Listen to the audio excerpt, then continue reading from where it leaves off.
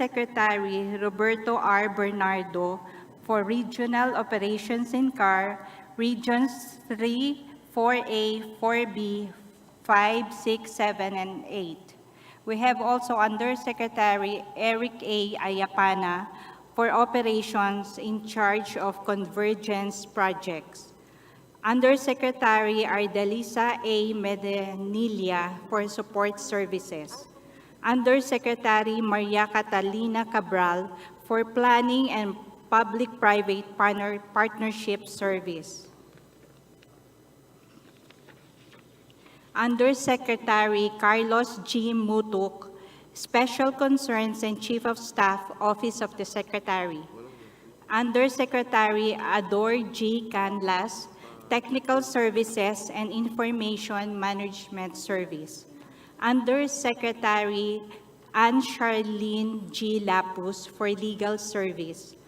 Assistant Secretary Joy M. Manginsay, Legislative Liaison Office. Assistant Secretary Ray Peter B. Gillie, Regional Operations in CAR, Regions 1, 2, 9 to 13. Assistant Secretary Meljan Verzosa, Legal Service. Assistant Secretary Marichu A. Palafox, Support Services. Assistant Secretary Constante A. Llanes Jr., Planning Service. Assistant Secretary Neri D. Bueno, Regional Operations in NCR, Regions 3, 4A, 4B, and 5 to 8. Then lastly, we have Assistant Secretary Medier G. Malik Jr., Technical Services and Information Management Service. And also would like to welcome the regional directors from the different regions.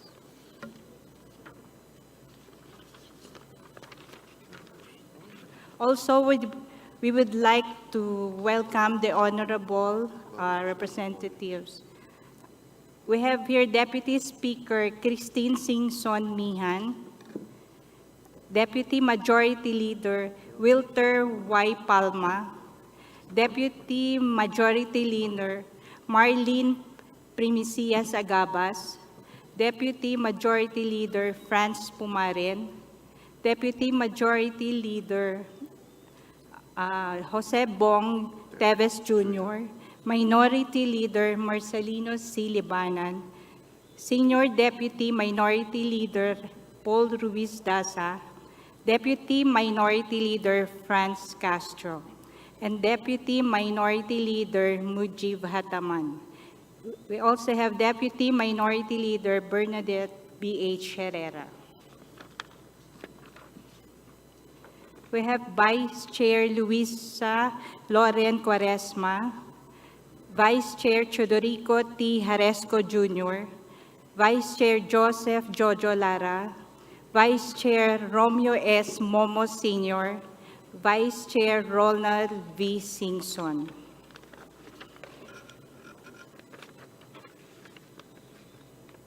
We also have Representatives Yasser Alonto Balindong, Representative Edgardo M. Chato, Assistant Minority Leader Marisa Magsino, Representative Allen Jess Mangawang, Representative Joseph Stephen Caraps Paduano, Representative Salvador Pleito, Representative Rosana Ria Vergara, Representative Loreto Acharon, Representative Muhammad Kalin Dimaporo, Representative Antonio A. Ferrer, Representative Isidro D. Lumawag, Representative Raul Daniel Manuel, Representative Muhammad Paglas, Representative Celso Regencia, Representative Ron Salo, Representative Lordan Suwan, Representative Reynolds Michael T. Tan. In addition, would like to welcome Representative Jaime Fresnedi and Representative Ching Bernos. Also, Representative Bonifacio Busita, and Vice Chair Natasha Ko. That's all, Madam Chair. Sino pa? Representative Joseph Tan. Also would like to welcome Representative Joseph Tan. Good morning, distinguished colleagues, and welcome to the Department of Public Works and Highways family, headed by Secretary Manuel Bonoan. One of the keys to continuing economic growth is a properly designed infrastructure program.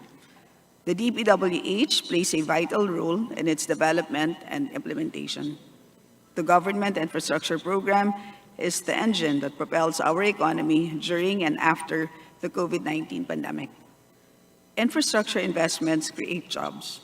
When we undertake major infrastructure projects, we put countless people to work, from engineers and construction workers to suppliers and service providers. This surge in employment boosts household income, stimulates consumer spending, and fuels economic growth. To maintain the growth momentum and to arrest the lingering impact of the pandemic on the economy, the government seeks to continue and expand the golden age of infrastructure under the Build Better, More program of the administration of President Ferdinand Marcos Jr. Of the total of 1.42 trillion pesos allocated under the BBM program, the DPWH will implement 821.1 billion pesos as her proposed budget in 2024, primarily to construct, maintain, and rehabilitate roads and bridges nationwide under the Network Development Program, Asset Preservation Program, and Bridge Program. The proposed budget is the second highest allocation in the fiscal year 2024 national budget. As the department proposes today, we must also address issues in the infrastructure maintenance and construction of roads and bridges nationwide. These challenges are often rooted in inadequate funding and delayed implementation of projects, leaving us with crumbling roads and aging bridges that endanger lives and hinder economic progress. The DPWH plays an increasingly vital role in ensuring that projects are completed on time, within budget, and to the highest standards of safety and quality. We must support their efforts, provide the necessary resources, and foster innovation to ensure that our infrastructure is functional, but also environmentally friendly and resilient. It is our collective responsibility to recognize their contribution, appreciate their dedication, and work together to create a brighter future for all. Maraming salamat po. So at this point, I'd like to introduce your budget sponsors. Your lead sponsor is our Appropriations Chair, the Honorable Elizalde Co. The co-sponsors are the following: Vice Chair Ronald Singson, Vice Chair Romeo Momo, Vice Chair Luisa Lloren Quaresma, Vice Chair Jojo Lara, Vice Chair Jose Alvarez, Vice Chair Eric Martinez, Vice Chair Bingo Matugas, Vice Chair JJ Suarez, Vice Chair Midi Gua, and Vice Chair Jose Aquino. And at this point, I would like to yield the chair to the Honorable Ronald Singson. Thank you, ma'am. At this point, I'd like to recognize Secretary Manuel Bonoan. You may now proceed with your presentation. Thank you very much, Your Honor. Distinguished members of the House of Representatives, in response to the invitation of the Chair of the Committee on Appropriations for his invitation for the Department of Public Works and Highways, Your Honor, we are here together with the leadership and members of the Management Committee of the Department of Public Works and Highways to present the proposed budget of the Department of Public Works and Highways for fiscal year 2024. At this point, first of all, I would like to extend our deepest appreciation to the members of Congress for working with us over the years. And at this point in time, we'd like to continue the partnership in implementing the infrastructure program of the department, as envisioned also by the President Ferdinand R. Marcos Jr. under the Build Better More program. At this point, Mr. Chair, if I may, I would like to make a presentation, brief presentation on the major aspects of the proposed budget of the department. Your indulgence, I think the department has furnished actually the members of Congress a copy of the briefing materials that we have prepared for this morning presentation. Let me start, Mr. Chair, that the budget of the Department of Public Works and Highways is based under the Marcos administration's 8-point socioeconomic agenda in the near and medium term. Let me emphasize that the preparation of the proposed budget, infrastructure budget of the department has gone through a process in the executive branch, and this is well discussed actually in the cabinet, and eventually this has been incorporated in the National Expenditure Program that was actually submitted by the President to Congress for its consideration. Nonetheless, maybe I would like to point out that, again, the infrastructure program will concentrate in some of the aspects of the 8-point socioeconomic agenda of the President for purposes of ensuring food security and reduce transport and logistic costs by improving infrastructure and increasing employability of and establish livable and sustainable communities. The Department of Public Works and Highways function under Executive Order 124 is the engineering and construction arm of government tasked to continuously develop its technology for the purpose of ensuring the safety of all infrastructure facilities and securing for all public works and highways the highest efficiency and quality in construction. The Department of Public Works and Highways is responsible for the planning, design, construction, and maintenance of infrastructure, especially the national highways, flood control and water resources development system, and other public works in accordance with national development objectives. The department's vision, actually, if you may, Your Honor, by 2040, the department is an excellent government agency enabling comfortable life for Filipinos through safe, reliable, and resilient infrastructure.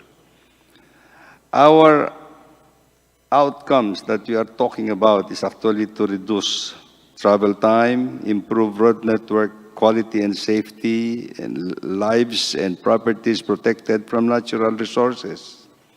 We have to enhance road network systems and meeting international standards, provide engineering solutions to road network and quality and safety, and build disaster-resilient infrastructure.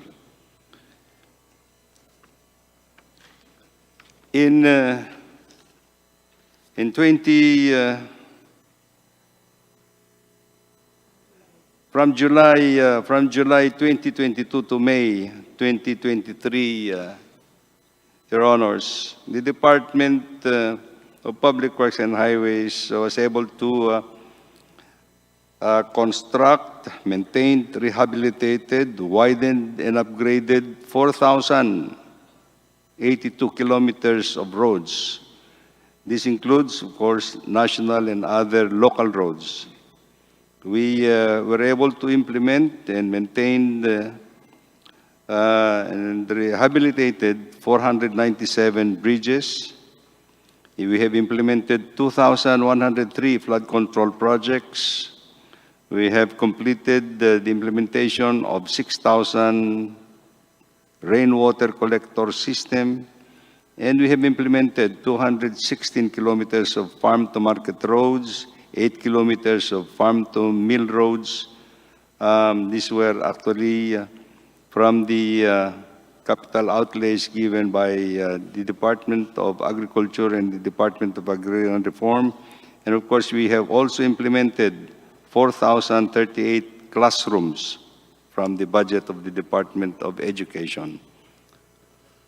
Among the major accomplishments within that period were in the screen or in your handouts. We have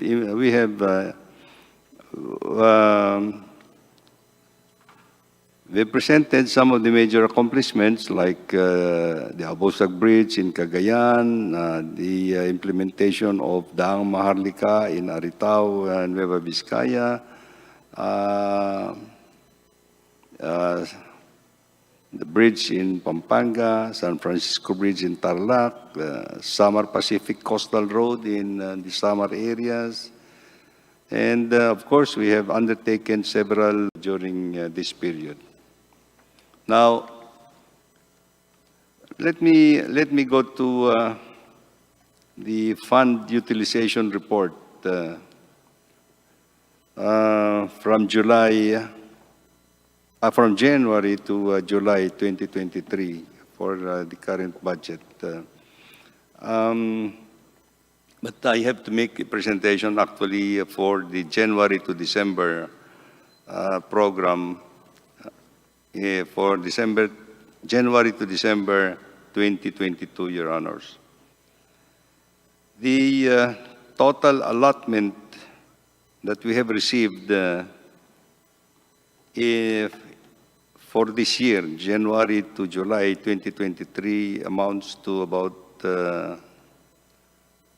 975.9 billion pesos.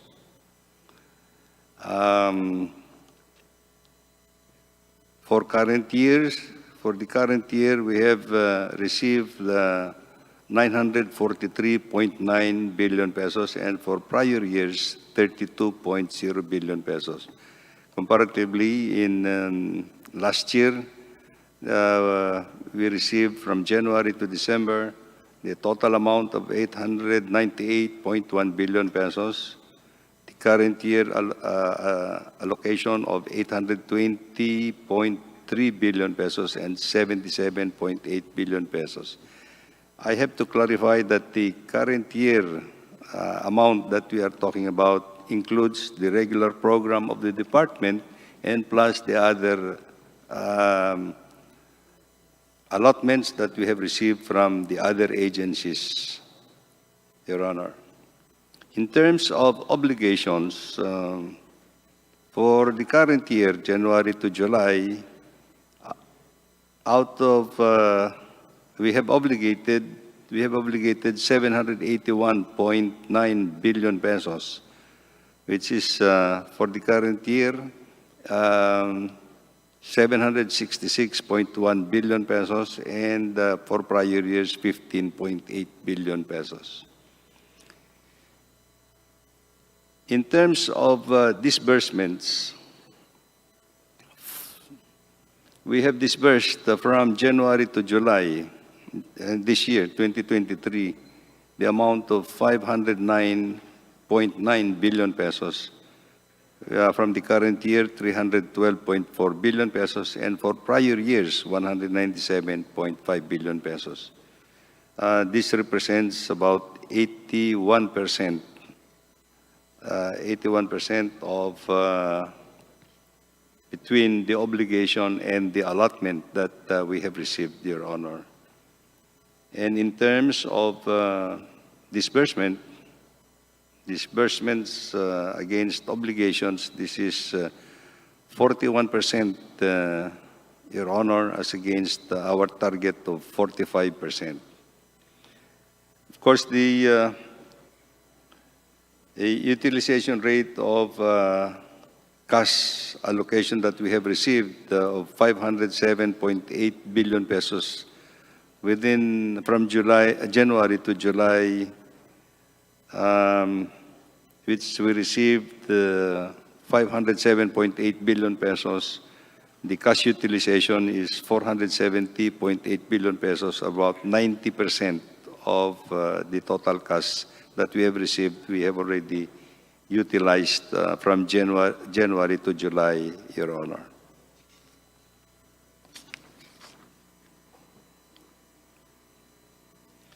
Let me just point out that the infrastructure program of the department is aligned with the Philippine Development Plan for 2023 to 2028 that would address traffic congestions, seamless, inclusive connectivity via national and local linkages, and resilient and sustainable communities.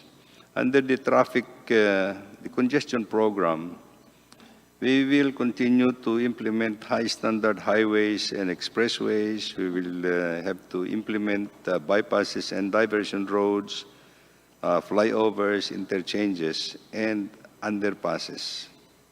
Under seamless and inclusive connectivity via national and local linkages, we will put some priorities along the Daang Maharlika Highway, which is the backbone of the national highway, all the way from Lawag, Cagayan,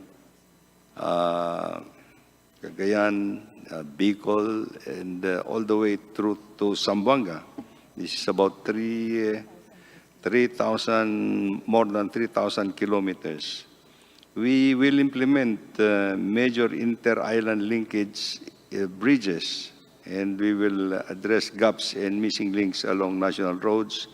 Of course, we will have to continue to develop the nautical highways and continue to implement convergence programs with the Department of Tourism, Department of Transportation, the Department of Trade and Industry, and the Department of Agriculture.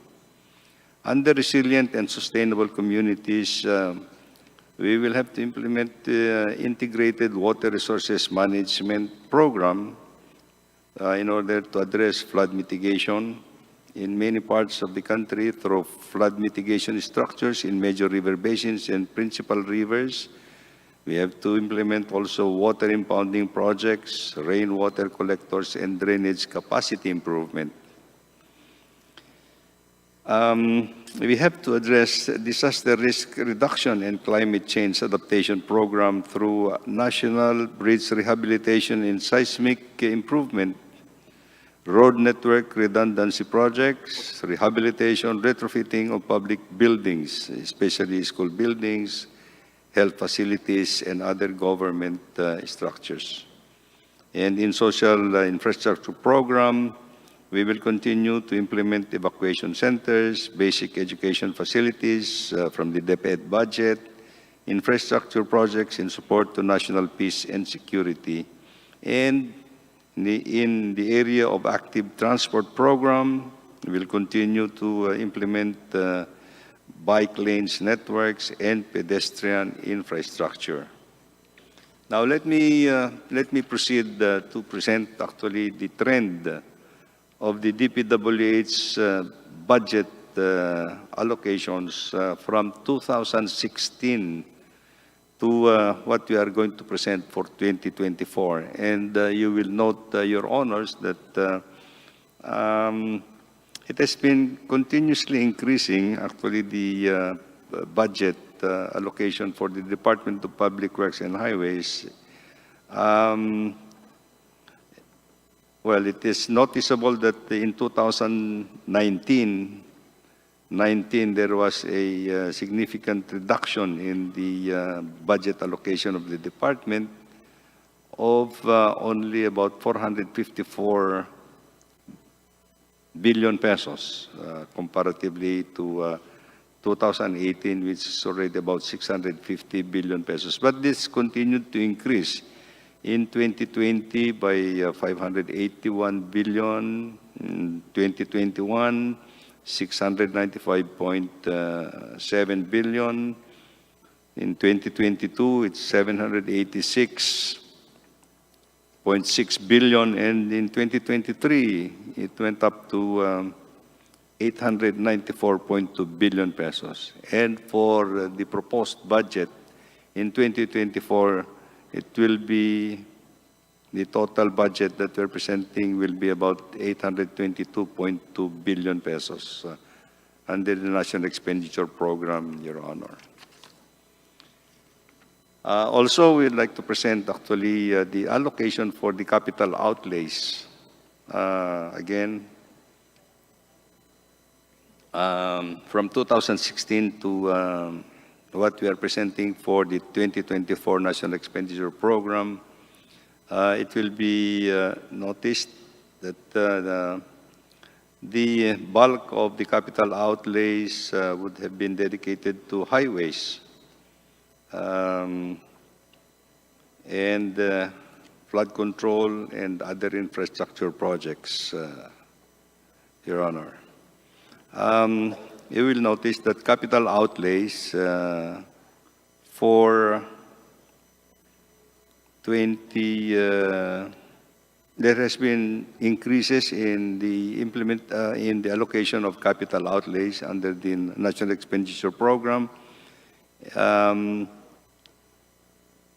From 2022 to 2023, it increased by 14%, but for 2024, there's going to be a reduction of about 11%, Your Honor. Now, may I now present actually the proposed breakdown of the proposed 2024 budget, Your Honor. As you can see on the screen or your handouts, the total, as I said, the total budget of the department, the proposed total budget of the department for 2024 would be about 822.2 billion pesos. And this is made up of personal services of 11.9 billion pesos, maintenance and other operating expenses of 25.49 billion pesos, and for capital outlays of 783.657 billion pesos. Comparatively, Your Honor, personal services in 2023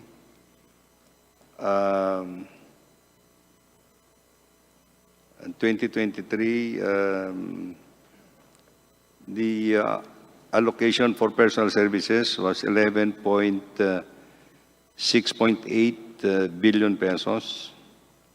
And for maintenance and operating expenses, the allocation for in 2023 is 6.26 billion pesos. Comparatively to, again, to the proposed National Expenditure Program in 2023, which is about 25.49 billion pesos. In capital outlays, this year, for 2023 budget is about 874 billion pesos. And the proposed capital outlay for the 2024 infrastructure program of the department is 783.657 billion pesos.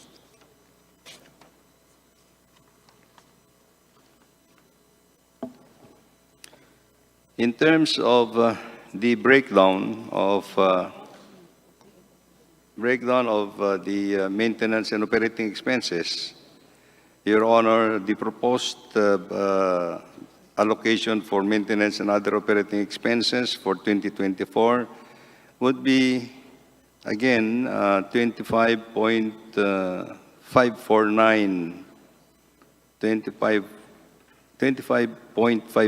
billion pesos, which is actually the same amount as we have presented in the National Expenditure Program for 2023. But I would like just to point out that for 2023, the amount that had been allocated to the department is only about 6.86 billion pesos. Now we are again proposing a total of 25.549 billion pesos for 2024.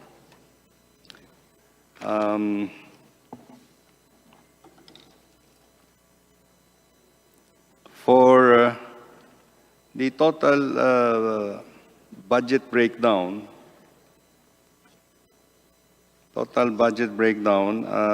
here we are just presenting again that the total allocation that we have, the total allocation for pre-feasibility studies, preliminary and detail engineering. This is very much needed in the preparation of our projects. Would be in 2024. For 2024, we are allocating about 15.912 billion pesos. And for the payments of right-of-way, for 2024, we have allocated 35.126 billion pesos. And for foreign assisted projects of about 70.701 billion pesos.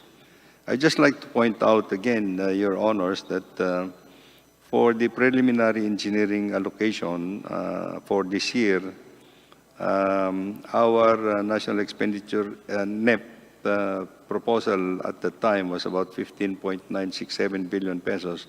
But what was only allocated is 1.172 billion pesos for 2023. In the same manner that the right-of-way allocation under our proposed NEP in 2023, only 1.6 billion was allocated. And again, for foreign assisted projects in 2023, our proposal at the time was about 70 billion pesos, but what was allocated finally was only 7.9 billion pesos, Your Honors.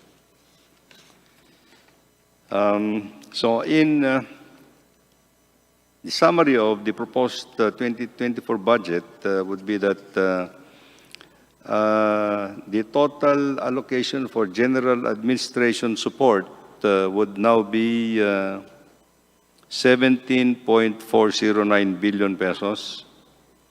For personal services, 10.9 billion pesos. For maintenance and operating expenses, 1.36 billion. And for capital outlays of about 5.148 billion pesos. And support for operations is about total of about 79.227 billion pesos. It includes personal services of 979 million pesos. For maintenance and operating expenses, 24.214 billion pesos. And for capital outlays of 54.039 billion pesos. For operations, Your Honors, will be about 724.47 billion pesos. Made up of capital outlays of the same amount. Now, so the total fiscal year 2024 based on National Expenditure Program would be about 821.107 billion pesos, Your Honor. So, comparatively, based on the 2023 NEP, proposed NEP at that time, is an increase of about 717 billion pesos. That was the proposed NEP at that time. And this time, for 2024, would be an increase of about 14.747 billion pesos, Your Honor.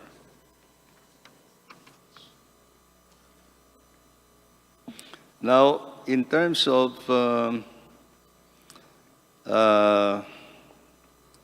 organizational outcome, or where we are actually putting the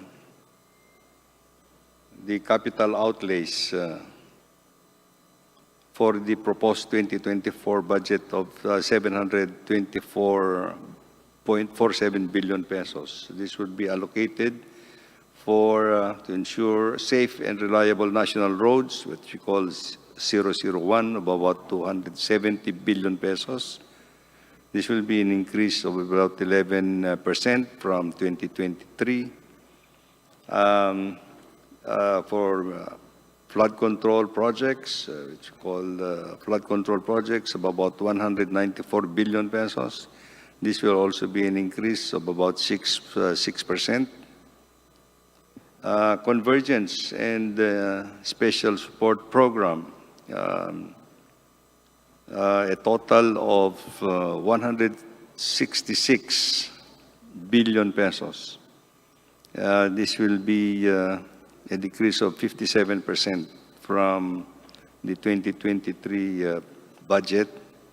And for national buildings and public-private partnership, we have allocated 23.531 billion pesos against 21.573 billion pesos, an increase of 9%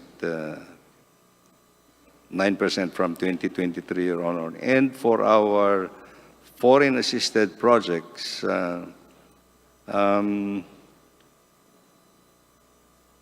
we have allocated 70.77 billion pesos as against the what has been allocated under the General Appropriations Act of 7.9 billion pesos. This is an increase of about 790%, Your Honor.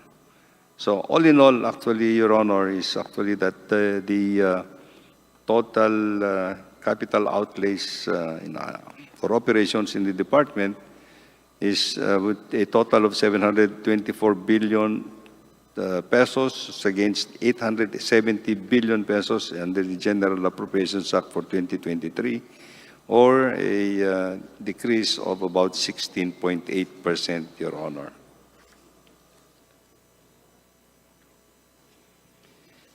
Now let me go to the operations and operations budget by organizational outcome, Your Honor. So for national roads, we have allocated in graphical form. We have actually, as I said, about 260 for 2024. We have allocated 270.225 billion pesos against the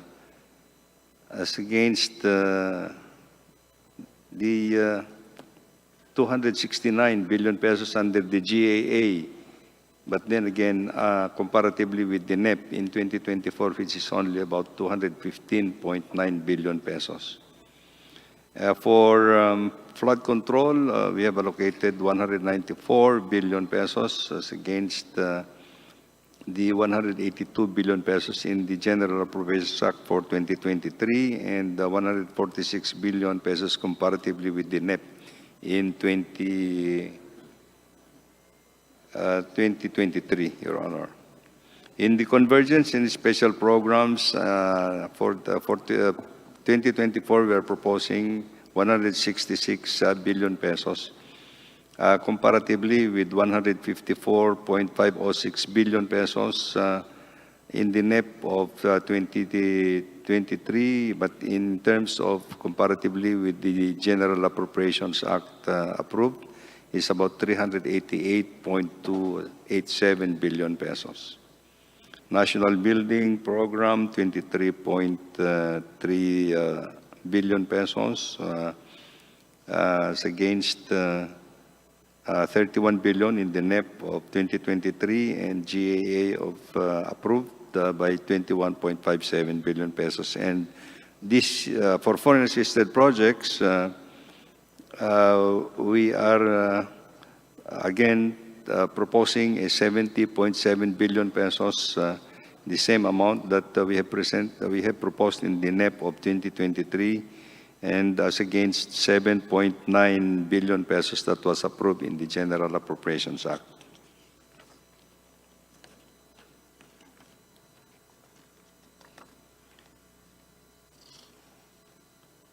I will probably jump to, these are only the flagship projects. I'd like to go into the flagship projects, if you may, Your Honor. That the flagship projects, these projects have undergone multi-level government approval and monitored by oversight agencies by the Committee on Flagship Projects.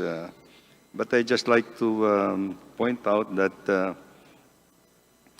in 2021, for the year 2021, the National Expenditure Program allocation at that time was 80.504 billion. But again, from the approved General Appropriations Act was only about 20.75 billion pesos. At that time, there were 18 ongoing infrastructure flagship projects. In 2022, the National Expenditure Program proposal at that time was 52.7 billion, but what was approved in the JAA was only 7.4 billion pesos, with 16 ongoing flagship projects. In 2023, again, the proposal at the time was 70 billion pesos, 70.7 billion pesos. That was approved as only about 7.9 billion pesos, with 14 ongoing flagship projects and 3 in the pipeline to be started in 2023. Now let me go to the last, probably I think the last slide, Your Honor. Here I would just like to show actually the distribution of the DPWH capital outlays program by region comparatively from 2023 GAA to the proposed 2024 National Expenditure Program of the department. Let me start with the National Capital Region. The proposed capital outlay in the National Capital Region is 55.64 billion pesos, as against the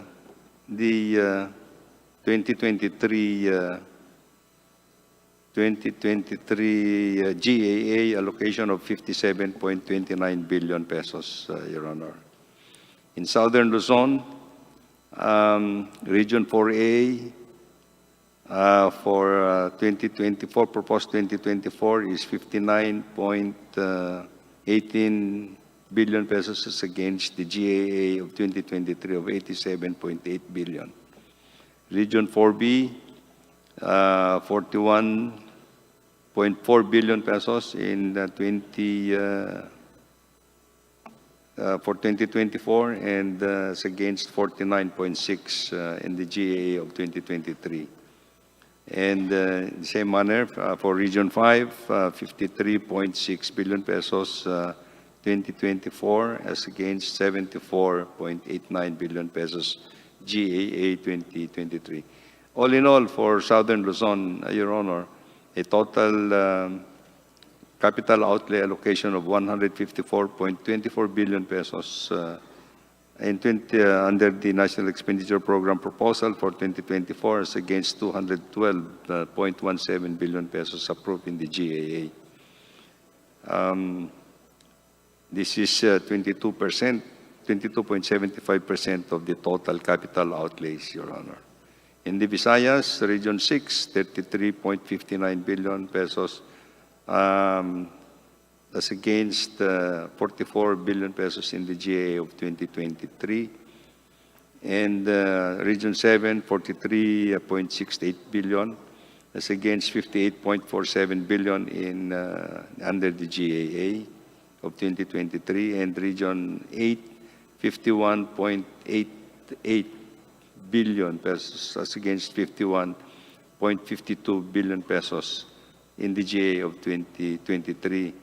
And all in all, a total for the Visayas, 129.15 billion pesos against 154.34 billion in the GAA for 2023. And for 2024, the Visayas regions 6, 7, and 8, a total allocation of 19.05% of the total capital outlays, Your Honor.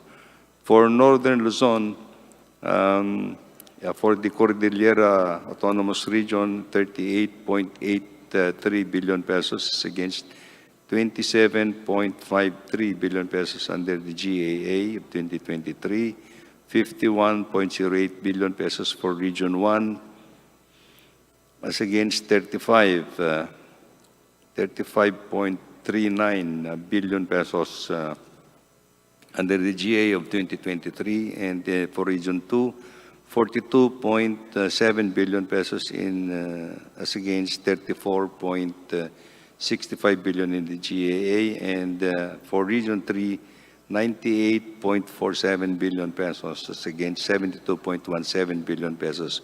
All in all, the total allocation for Northern Luzon is about 231.09 billion pesos under the proposed 2024 budget, as against 169.75 billion pesos under the GAA of 2023. In Mindanao, the total allocation for Region 13 is 33.5 billion pesos against 27.57 billion pesos in GAA, 61.86 billion pesos against 45.8 billion pesos in the GAA. I'm sorry, I'm reading the wrong way, Your Honor. 227 billion pesos, 27.57 billion pesos in the proposed 2024 budget, as against 33 in the GAA for Region 13. Region 10, 45.8 billion pesos against the 61.86 billion in the GAA 2023. In Region 9, 26.6 billion pesos against 32 billion pesos in the GAA 2023. And 42 billion pesos for Region 11 as against 44 billion pesos in GAA of 2023, and 26.45 billion pesos as against 27 billion pesos in 2023. So all in all, Your Honor, the National Expenditure Program for Capital Outlays for Mindanao region is 169.26 billion, representing 24.96%, as against 198.99% in the GAA of 23.31%. I'd just like to make a correction in Northern Luzon, Your Honor, that the proposed total allocation for capital outlays for Northern Luzon is 169.75 billion pesos under the proposed National Expenditure Program for 2024, as against 231.09 billion pesos allocation under the National Expenditure Program, representing 25.03% of the national capital of the capital outlays program for 2024, Your Honor. I think that's just about the presentation for now, Your Honor. Thank you very much.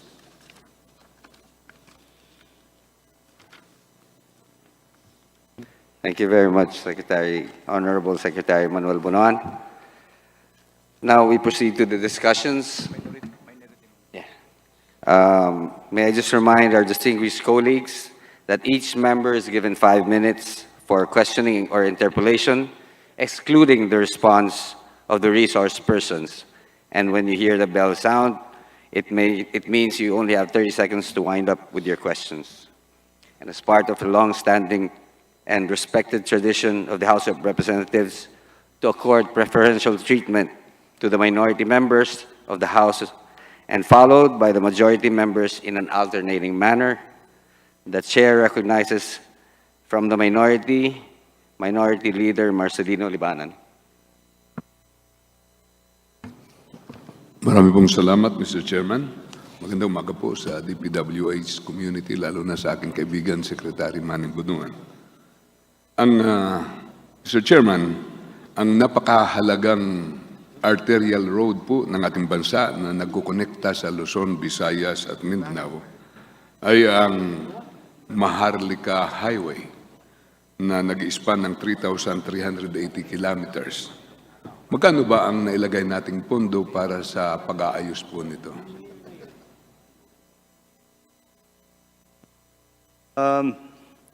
For 2024, Your Honor, I think the total allocation, as we have consolidated from all the projects along the Daang Maharlika, would be almost about 30 billion, Your Honor.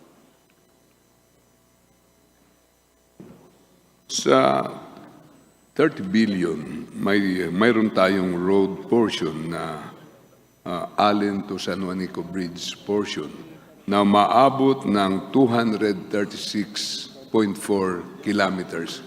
Magkano ba sa total ang nailalagay po natin dito? Sa 236 kilometers, ito po ay 7% sa total length ng Maharlika Highway. Your Honor, I'd like to get the total figure, but let me just emphasize, Your Honor, that for Daang Maharlika for 2024, we plan to undertake and rehabilitate yung mga deteriorated sections for now, particularly in the Samar Leyte section and of course in the Mindanao section and other parts of Maharlika Highway in Luzon, no? Because we are planning actually we are actually preparing for a total rehabilitation of the Maharlika through an official development assistance with the Asian Development Bank in the future, Your Honor.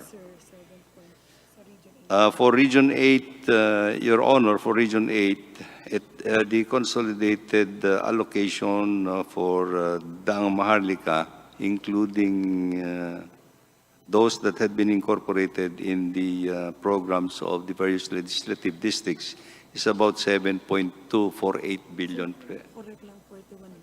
41.2 billion pesos. Let me just correct my initial statement, Your Honor, that now I've been given the total allocation based on the 2024 National Expenditure Program for Daang Maharlika will be about 41.898 billion pesos, Your Honor.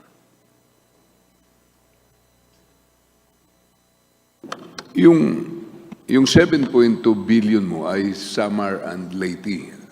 Yung para sa Samar portion lang, kasi gusto kong makita kung magkano talaga ang para sa Samar portion. Dahil ito po yung pinakapangit sa lahat ng Daang Maharlika at nagkaroon na tayo ng 1 year dito na pag-aayos at napakahirap po ang nararamdaman ngayon ng ating mga commuters. Hindi lang sa Samar pero Mindanao, Luzon, na nagdadala ng maraming goods, items at saka mga pasahero, lalo na yung mga ordinaryong commuters na dumadaan po dito. Kaya gusto kong malaman ngayon, habang wala pa yung ating foreign funding, Samar. Yes, Your Honor, I think, to my recollection, I think, I'm just getting the exact figure, Your Honor, but I think for summer section, I think there has been an allocation of more than 2 billion pesos, Your Honor.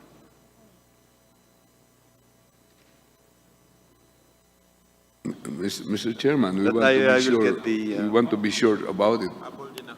We are talking here about the lives of our people in the Philippines. Kasi ito yung pinakabugbog na kalsada. At dito makikita yung performance natin kung magaling tayo magtrabaho. Dahil halos lahat gumagamit ng kalsada pong ito. At pag naayos po ito ay makakapagpababa ng presyo ng mga pagkain dito sa atin, sa Maynila. Dahil kadalasan, karamihan ng ating pagkain galing Mindanao po, 80% ng ating kinakain galing Mindanao at lahat dumadaan sa highway yan.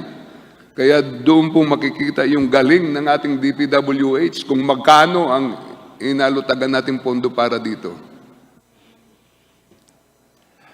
I totally agree, Your Honor. I think that this is the reason why for 2024, ang programa namin dito is actually to concentrate on the deteriorated sections of the Daang Maharlika for now, to immediately address the deteriorated sections of Daang Maharlika while we are actually trying to finalize our discussions with the Asian Development Bank for the total rehabilitation of Daang Maharlika po, including the entire Daang Maharlika po. I think we have a big program actually for Daang Maharlika. Now, Your Honor, yung for Daang Maharlika in Samar, I've now been given actually the figure. It's actually 2.2 billion pesos, Your Honor. 2.2 billion na. We will be expecting that. Pero kung maaari, Mr. Chairman, madagdagan po ito dahil yung last year, nag-alutaga tayo ng 1.2. At least, nag-increase ngayon. Pero yung 1.2 halos hindi maramdaman ng highway na yan. Mr. Chairman, nag-mention ang ating secretary na may darating na total rehabilitation ng Daang Maharlika. Kailan po ba ito mangyayari, yung total rehabilitation natin? Your Honor, we have already, in principle, itong discussions namin with the Asian Development Bank, and we are now in the process of finalizing the arrangements and agreements.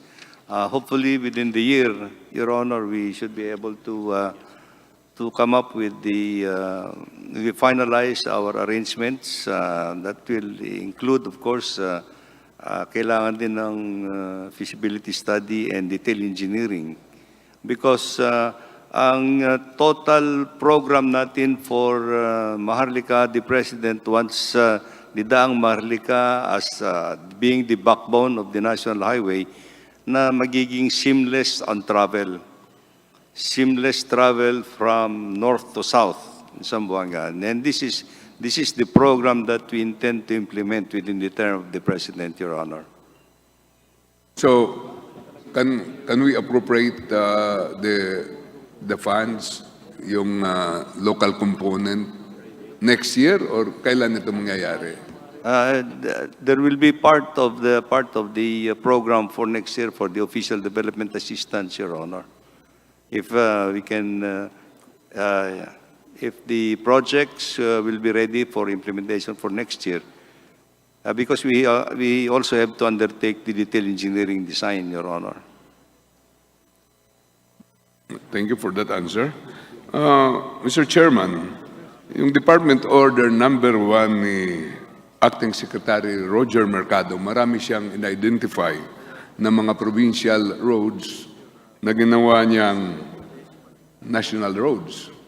At nung umupo po ang ating kaibigan, si Secretary Bunuan, ay dinifer po ito ang implementation. At isa po dito sa na-deferred na napaka-importanting daan ay ang Dampigan, Hinulaso, Dolores Maslog Road. Napapunta ito sa tri-boundary ng Samar, sa gitna ng Samar, na kung saan mayroon pa tayong sinusolve na mga problema doon, na sana makapagwakas ito sa mga kaguluhan doon. Pero because of the deferment of the DPWH, nawalan po ng maintenance itong kalsadang ito.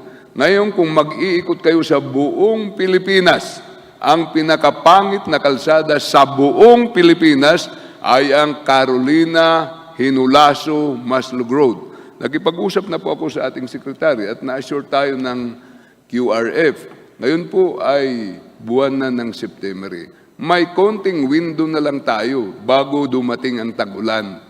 Sana, ano na po ang nangyari dito sa pwedeng i-rehabilitate na pondo sa kalsada pong ito? This national road yung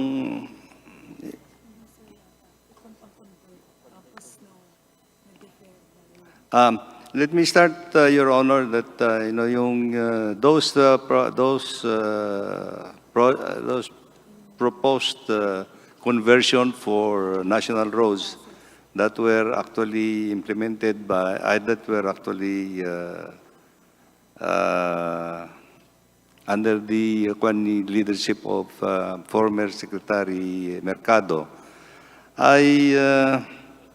I made it a point po kasi we wanted to make sure that these local roads that were already included in the department orders for declaration of national roads. Ang policy lang po kami ng department when I came in is that these projects, pinavet ko lang po ng ng mga projects nito because we wanted that the right-of-way, the road right-of-way of these roads have already been acquired and there is no obligation of the department actually to pay because these are local roads in the first place that are being converted to national roads. In the policy of the department is that when you declare a local road to a national road, there should not be any obligation for the department to pay the right-of-way. And this is the only thing that we wanted to vet. And the other thing is actually po yung when you declare a local road to a national road, at least it is already in maintainable condition. And it is yung standard of the national road would have been satisfied. So these are only the things that I wanted to make sure that everything has been complied with, Your Honor. So at this point in time, I think these are being done, Your Honor. Mr. Chairman, we understand that. But when you deferred it, wala nang maintenance yan. Kailangan mag-usap. Sinong mag-maintain dito? Province, municipality, sino? Kung nakatiwangwang ito, anong mangyayari? And this is a very vital road. Sinasabi ko, this is going to the tri-boundary na gumagasto ang ating gobyerno para ma-solve yung insurgency ng Samar. Pero here comes, anong gagawin po natin dito? Pababayaan na lang natin yan? Nandoon yung mga sundalo natin, nandoon yung mga tao natin. Meanwhile, habang nagdo-document tayo, sino ang mag-maintain ng kalsadang ito? Well, I think, Your Honor, I can understand the importance of the road, no? But if it is a continuing program that we have to continue to develop, then the department can actually sustain the development of that road, Your Honor. But again, until it is being declared as a national road, the maintenance of that road will still be with the local governments actually, until it is declared as a national road, Your Honor. That's why nga, because of the department order, it was declared because of department order number 1. But when you assumed office, it was deferred. The chair would like to remind the minority leader to please wrap up. Thank you, Mr. Chairman. Anyway, Mr. Chairman, this is a very vital road because this passes through Maslog, Hipapad, and Las Navas. Las Navas in Northern Samar. Major arterial road po sana ito na makakalunas ng mga problema ng Samar. Anyway, Mr. Chairman, marami po pa akong tanong, pero magse-second round na lang ko para mapagbigyan ng ating mga ibang congressmen ng kanilang oras.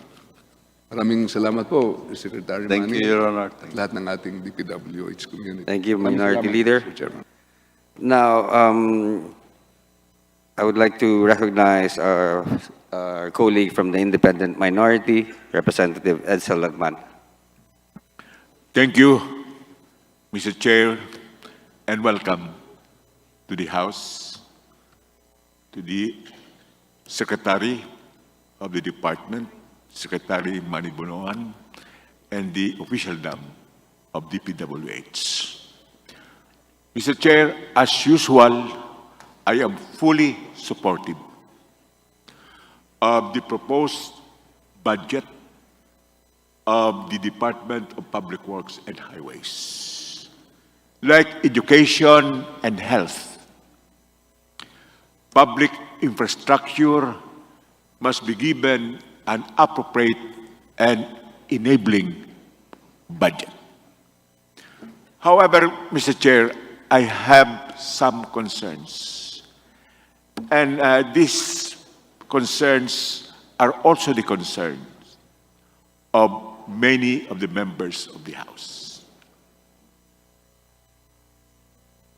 We hope that in the submission of projects for inclusion in the National Expenditure Program, this submission must be cleansed of, quote, alien projects, unquote, which have not been validated and scrutinized by the respective district engineering offices.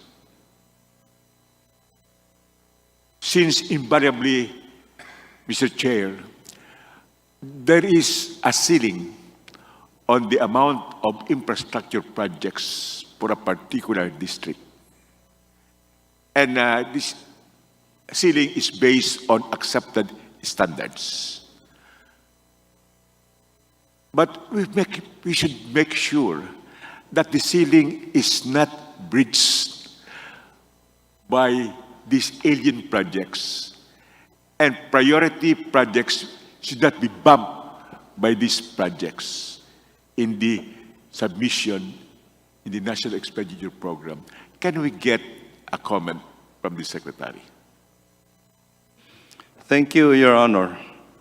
This is the very reason why, Your Honor, in the preparation of the 2024 budget, we made sure that this is fully coordinated with members of Congress or legislatives, that the preparation of the 24 budget priorities would have to be in coordination, in full coordination with the members of Congress, with the National Expenditure Program allocation for each of the members of Congress, Your Honor.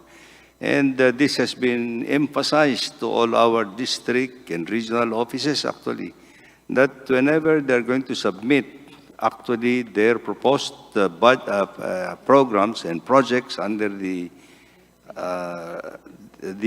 regional budget proposals, we wanted this to be, make sure that these are fully coordinated with the members of Congress. And of course, we wanted it to be, these projects would be aligned as well to the core program of the Department of Public Works and Highways. And plus, of course, a leeway by which we can accommodate the local priorities of members of Congress, Your Honor. We truly appreciate that policy, Mr. Chair.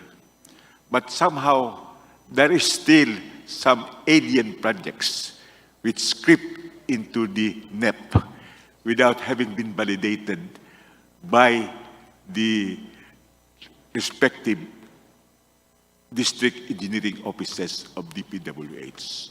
I hope that we can be very vigilant in safeguarding the submission to the NEP so that what should be there should be validated projects.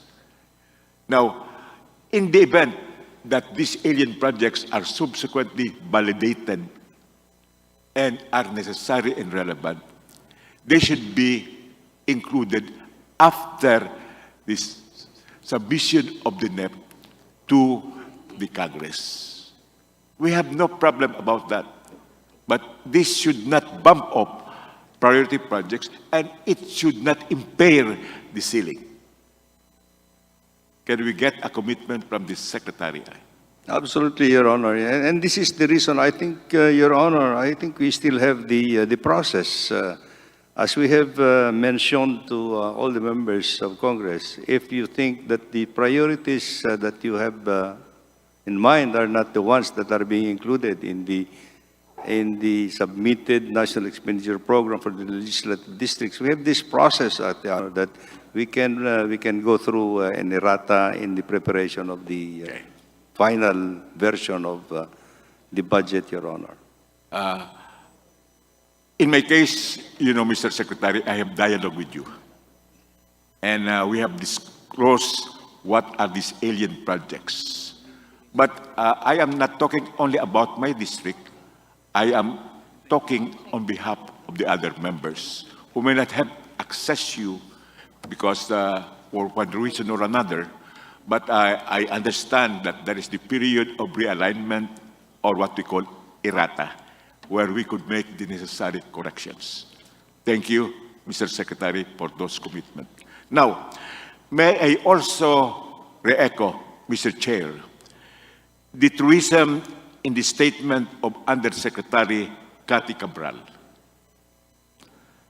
that in the distribution of authority, the regional director is principally tasked to supervise and monitor the implementation of infrastructure projects, and it is the district engineer who is charged principally with the implementation of these projects. I think in one meeting of district engineers, the distinguished Undersecretary Cathy made this statement. Could you expand on that? Let me just expand, Your Honor, on my own, because I think this is an operational issue that we're talking about. And yes, I fully agree, Your Honor, that I think the regional office is the supervisory arm of the department in terms of the implementation of the projects at the district level.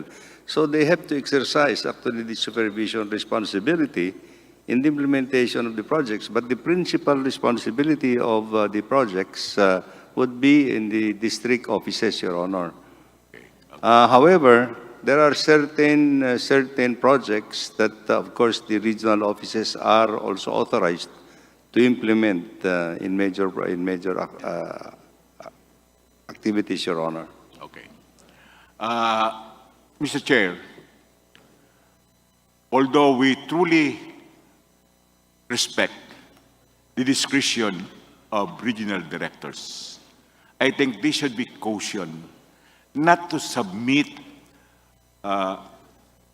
excessively pegged projects in the amount of more than 150 million to 200 million just to assume the authority to implement these projects at the expense of the main implementers, the district engineering offices. Mr. Chair, I think I have delivered that message well enough. I don't need to have any comment on it. Last point, Mr. Chair, there is a Department Order number 89, series of 2023, dated July 31, 2023, on the sole implementation of Daan Maharlika projects by the regional offices. My district is not concerned. The with this order, because in my district there are no main roads with respect to the Daan Maharlika. We have only Maharlika Junction roads. But I am speaking on behalf of many members who have approached me that if possible, the Secretary could review this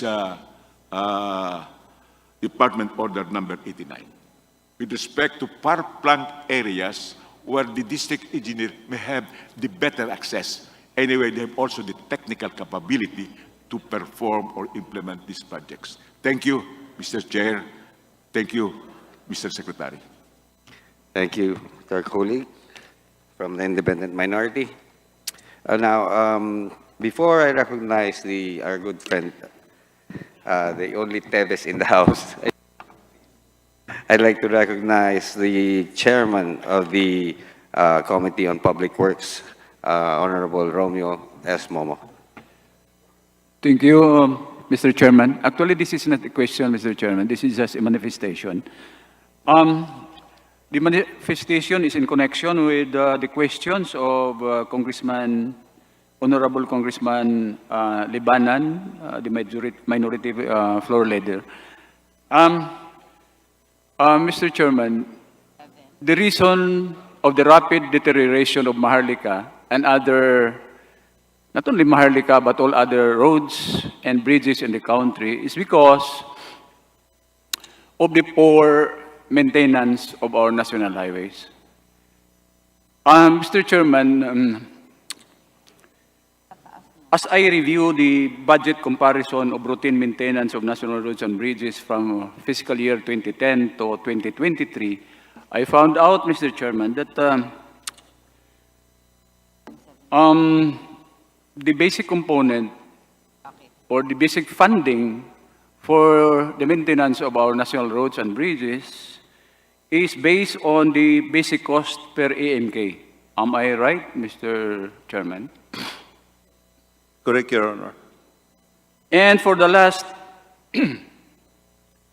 5 years, I think from 2018 up to 2023, unfortunately, Mr. Chairman, there was a rapid reduction or a big reduction of the proposed allocation based on the basic cost per AMK. In fact, Mr. Chairman, on 2022, the proposed budget for the maintenance of our national roads and bridges is 16.4 billion, but the actual release is only about 2.4 billion for 2022. The highest AMK, basic cost per AMK, actually, was on the year 2018, where the basic cost per AMK is 162,989 per AMK, Mr. Chairman. Compared to 2022, the basic cost per AMK is only about 33,718 pesos, Mr. Chairman. How can you expect a high level of maintenance if this will continue to exist on the coming years, Mr. Chairman? And if this will not be restored to its requested amount, then I would assume that there will be a rapid deterioration of our national highways, not only of Maharlika, but all other highways in the country. So can we be assured by the Honorable Secretary, Mr. Chairman, that these proposals for the basic maintenance allocation of our national roads and bridges be maintained and it should not be touched so that we can expect a higher level of maintenance in the near future or next year and on the coming years, Mr. Chairman?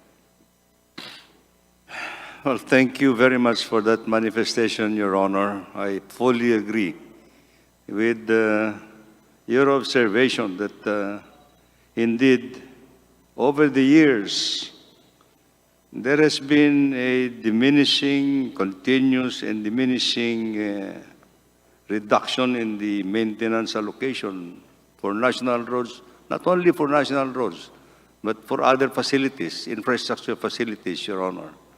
And yes, you're correct that the lack of maintenance allocations, maintenance funds,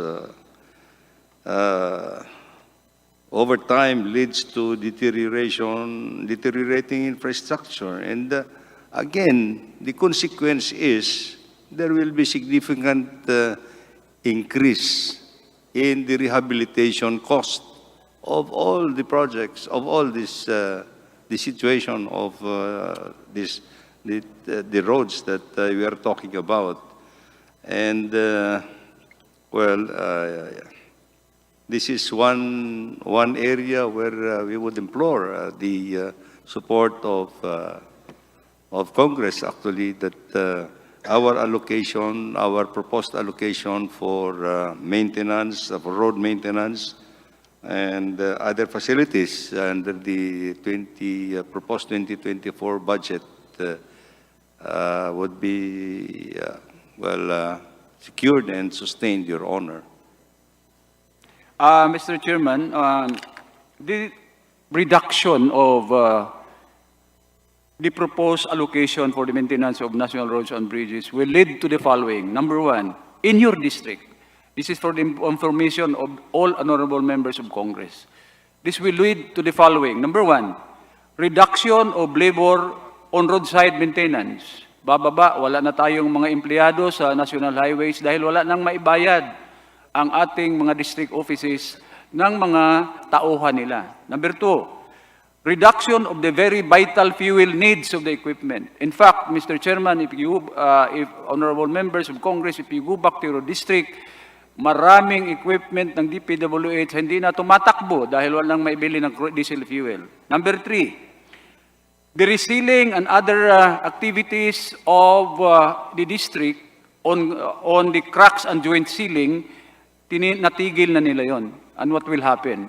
If this will not continue, severe ang damage at very costly ang restoration and rehabilitation. That is all, Mr. Chairman. And I hope the Secretary of Public Works and Highways will again see to it that this will not be reduced. Thank you, Mr. Chairman. Thank you, Honorable Momo. Now, the Chair recognizes from the minority, Representative Herrera. Thank you very much. Nandito po ako, Sec. Nandito po. Ayan, magandang umaga po. Good morning to the family, DPWH family. Well, I'll go straight to the point. Nakita ko sa website ng DPWH, kindly flash, na 100% of our national roads are actually paved already. But 54.7% of local roads are still unpaved, wherein it's 95,127 kilometers pa ang badly in need of paving. Now, tatanong ko lang, when you allocated budget per region, did you take this into consideration? Your Honor, actually, as I pointed out, the principal responsibility of the department is for the national road system. Yes. Yes. And the local roads is under the responsibility of the local government units at this point in time, Your Honor. So, what we can provide support is actually through the convergence programs and, of course, yung allocations under the legislative districts for the local projects, Your Honor. But we cannot, at this point in time, the national government put in our program, in our core program, the paving of local roads, Your Honor, because these are actually under Executive Order 138, these are already devolved to the local government units, Your Honor. That's right, Mr. Chair. But we still put under the CSSP, correct? Under the CSSP, nagkaroon pa rin po tayo ng projects for local. Isn't that the whole point of the CPAG and the BIP? Can you... Correct. That's correct, Next Your slide. Honor. Yes. So we put budget for local infrastructures. Next slide, yung table 8. Makikita natin yung CPAG and BIP. Now my question is, ano pong bang difference ng basic infrastructure dyan sa sustainable? Kasi the items or the sub-programs are all the same. Hindi ba magkakaroon ng redundancy yan? How did we now allocate per region kung ano ang lalagyan natin ng CPAG, anong lalagyan ng BIP, and these are local infrastructures?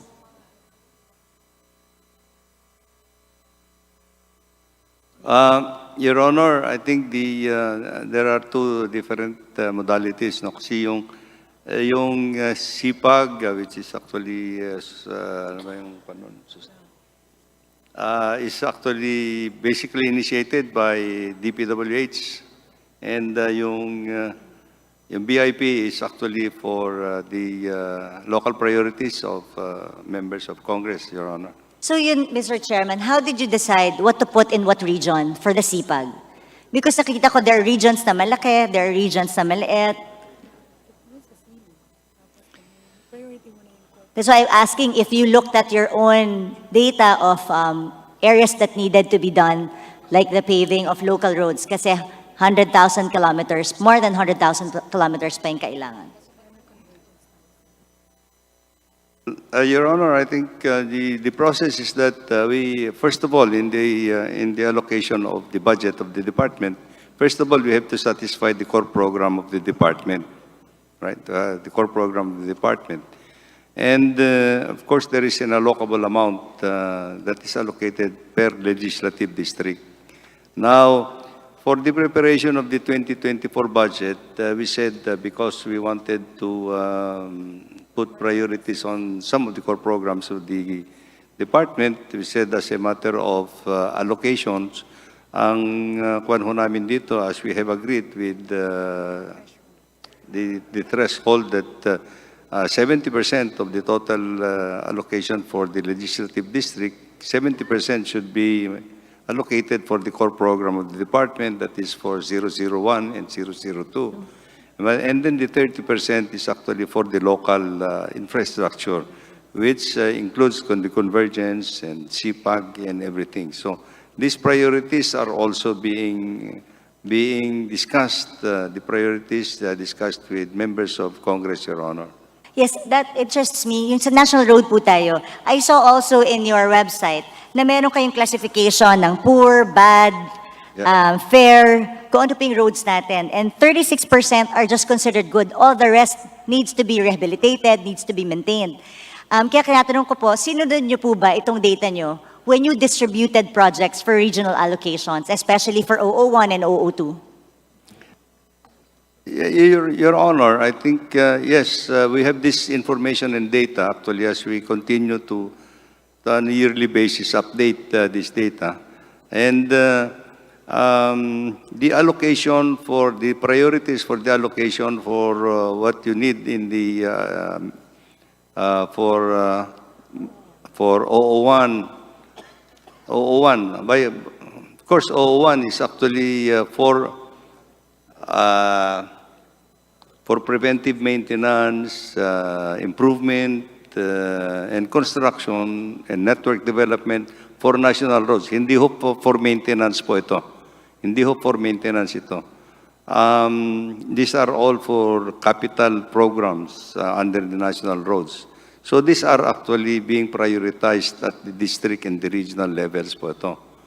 According to the needs and according to, the condition of the roads in that particular district. The reason why I brought it up, because nakita ko po sa reconstruction and upgrading, for example, I saw Region 5 has the highest in terms of bad and fair or bad and poor na mga kailangan i-maintain or kailangan i-upgrade. Pero sila rin yung mababang budget compared to other regions. That's why tinatanong ko po, do you actually look at this in deciding where to put the upgrading? Because I just gave you an example wherein mas malaki yung kailangan niya pero mas maliit yung nabigay sa kanya compared to other regions na mas less ang kailangan pero mas malaki ang pondo. Well, Unang-una, Your Honor, I think we have to operate and allocate it under the allocated legislative allocation. No? We have to, under that legislative allocation, hanggang doon yung, na yung priorities. And of course, as I said, the allocation for 001 for the national roads, we leave it up to the priorities actually by the regional and district offices. They would be in the better position for them actually to determine where they can allocate these projects. Yes, Mr. Chair, and I agree totally. That's why ang pinapakiusap ko, sana po sundan nyo yung sariling data ng DPWH as to the needs. At sana ma-inform din yung members of Congress so that we can really prioritize yung mga kali na kailangan gawin. po. Like for example, bypass roads. 26.3 billion or 45% of the whole budget just went to 3 regions. Pero hindi siya consistent doon sa data na pinapakita ng DPWH na pangangailangan. So I just want you to take a second look at that. Like for example, alam niyo naman yung nilalambing kong bypass road na nasimulan po ito but ngayon wala siyang budget. Magiging white elephant po siya. I hope that the good secretary can take a look again at Doña Remedios Trinidad, Mr. Chair. Thank you, Your Honor. Yes. Mr. Chair, di pa ako tapos. May I get a commitment, Secretary, yung nilalambing ko naman na bypass road natin. It's really needed. Sana po matapos na po natin ito. Noted, Your Honor. Thank you. And Mr. Chair, paano po yung mga redundant projects? Nakita po ng DBM withheld 157 projects, 44.4 billion, kasi same title, same description, but different amounts. Kaya hindi po nirelease. And nakikita ko po, may mga ganitong pangyayari pa rin po sa NEP ngayon. Ano pong balak nating, ano pong nangyari dito sa 4.4 billion na double entry? Are this for the 2023 budget? Yes. Referring a budget. We have already made representations actually to the Department of Budget and Management, Your Honor, but the policy is, since these are overlapping in the allocation, I think the policy of the Department of Budget and Management is that only one of these will have to be released. Precisely. Yes, Your Honor. Yes, like you said, kasi you vet before you put in the NEP, but how come nagkaka-double entries? This is 4.4, 157 projects. Unfortunately, all this double entry or multiple entry came about after the General Appropriations Act, Your Honor. But for 2024, yung National Expenditure Program, again, we have noted actually that there are also some projects that have double allocation. So we are correcting it at this point in time, Your Honor. We are now correcting them, Your Honor. Thank you, Mr. Chair. Baka pag napakita ko po sa inyo yung double, mailagay nyo na po sa DRT para matapos na po yung bypass roads, Mr. Chair. Kasi sayang naman po, double entry, pwedeng ilagay. Another one, like you said, nabavet. Meron po ako nakita, page 1164, construction of storm surge along Poblacion leading to seaport. Wala po siyang lokasyon. This is 144 million. Bakit po tayo nagkakaroon ng ganito sa NEP?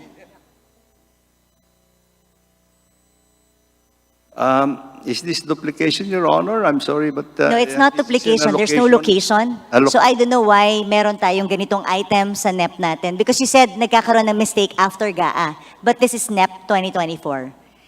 Page 1164, construction of storm surge along Poblacion leading to a seaport.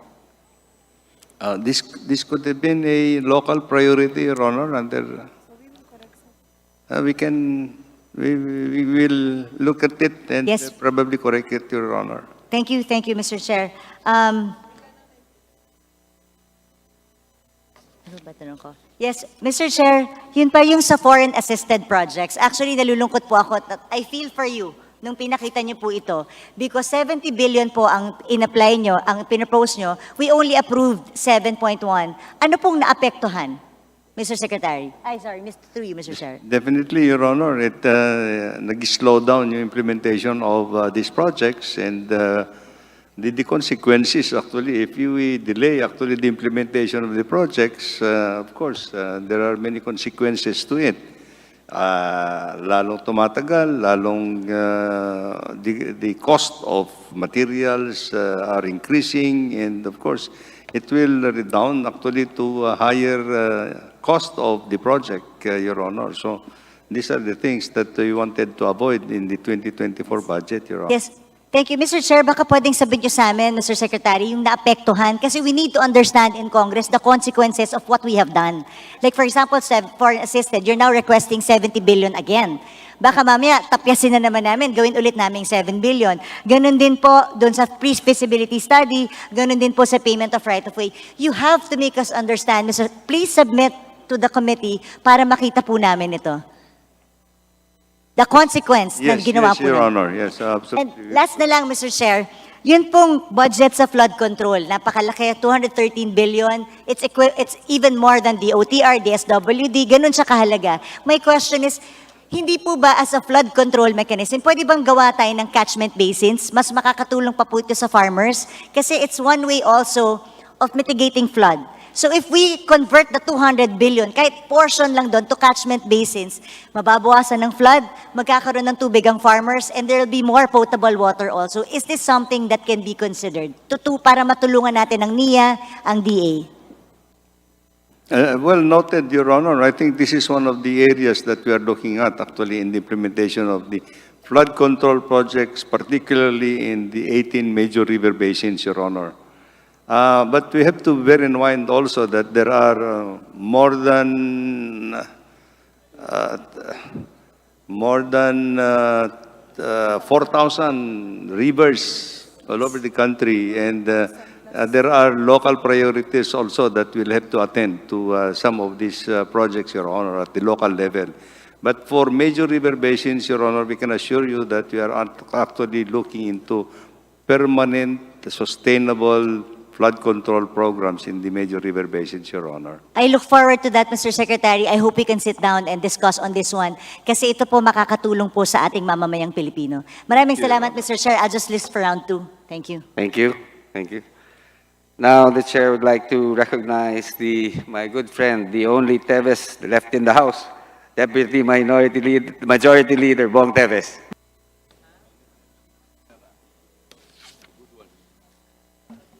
Thank you, Mr. Chairman. The good one and the only one. Tebes with hair. Mr. Chairman, fellow congressmen, officials of the Department of Public Works and Highways, Secretary Manuel Bunuan, good morning.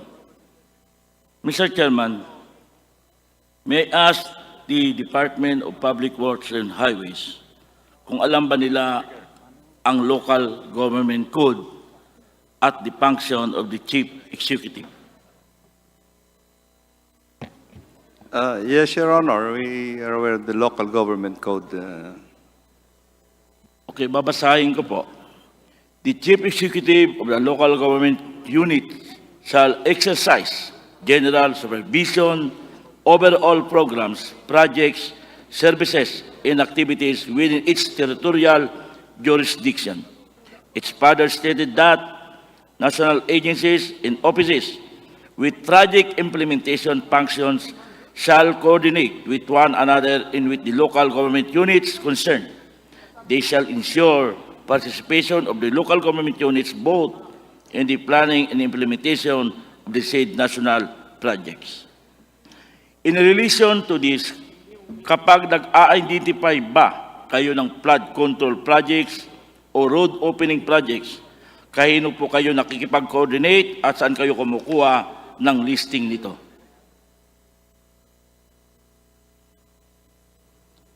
Yes, Your Honor, we are very aware of these provisions on the local government code. Actually, that this is the reason why I think we have emphasizing that the priority projects, priority programs of the department would have undergone actually the scrutiny at the endorsement of the Regional Development Council, in which the local government units are supposed to be consulted and coordinated with, Your Honor. Mr. Chairman, Ako po ay isang party list representative. Nationwide po ang aking pag-iikot sa aking mga constituents. May mga governors at mayor po ako nakakausap sa kanilang mga lugar. At ang kanilang mga hinaing, mayroon pong mga identified flood control projects at road opening ng DPWH na hindi naman angkop sa kanilang mga LGUs. Minsan, unimplementable pa. Ibig sabihin, mismo kayo ay hindi nakikipag-coordinate sa ating mga local government units. Dahil po sa walang koordinasyon, Mr. Chairman, nakita po mismo ng Commission on Audit na may 2,395 DPWH locally funded projects which an aggregate of cost of 96.2 billion were delayed, were not efficiently implemented of the said locally funded projects. 1,798 projects worth of 60.1 billion were unfinished within a specific contract time. 413 projects worth of 27.5 billion were suspended. 90 projects worth 5.1 billion were terminated. And 94 projects worth of 3.5 billion were not started at all. Dagdag pa po rito sa 2023 General Appropriation Act, DBM flagged the release of funds amounting to 4.4 billion para sa 157 DPWH projects dahil na-double po at na-overlap ang mga projects na ito. Galing na po ito sa Commission on Audit. Every year, Mr. Chairman, meron pong annual investment plan ang ating mga LGUs. Sa annual investment plan na ito ay dinidiscuss at pinag-aaralan ng LGUs ang mga priority infrastructure project ng angkop sa kanilang bayan at probinsya. Pero bakit po ganito ang naging observation ng Commission on Audit?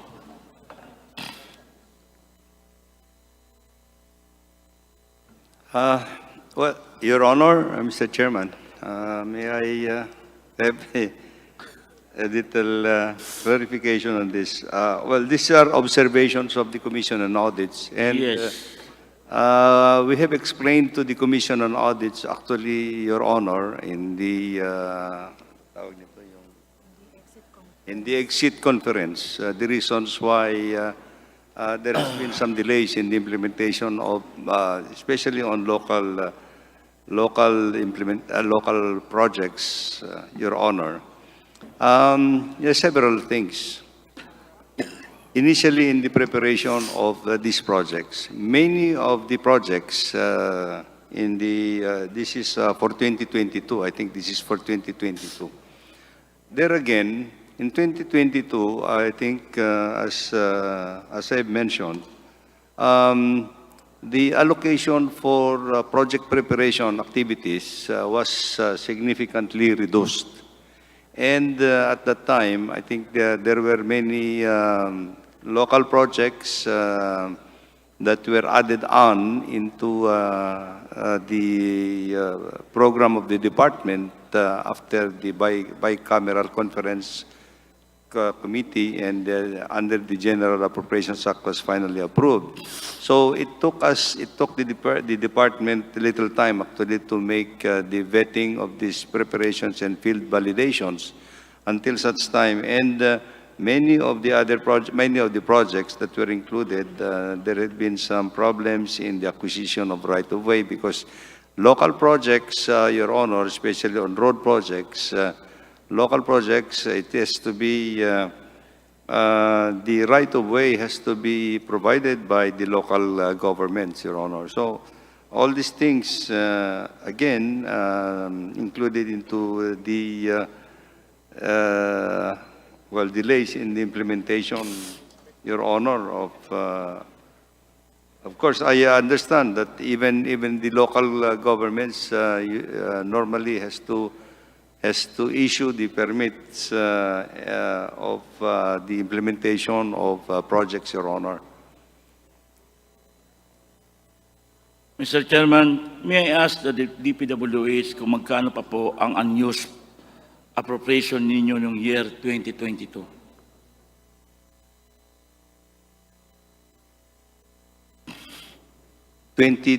Your Honor. Yes po. As of July, nasa 97.3% na ano natin.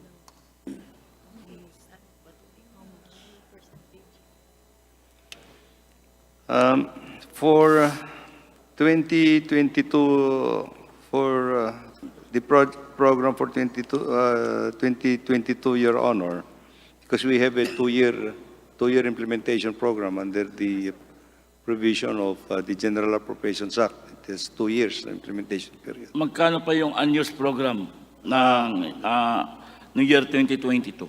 For 2022, Na hindi pa nadi-disburse.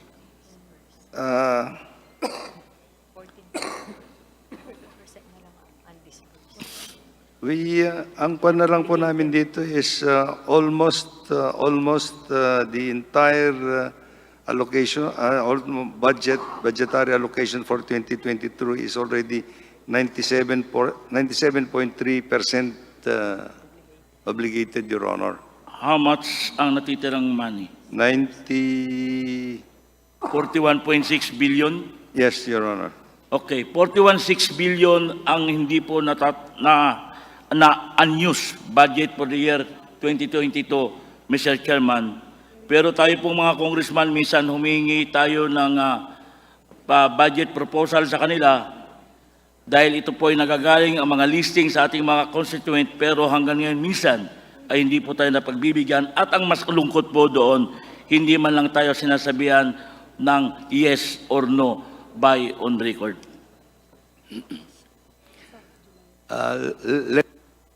Let me clarify that a little bit, Your Honor.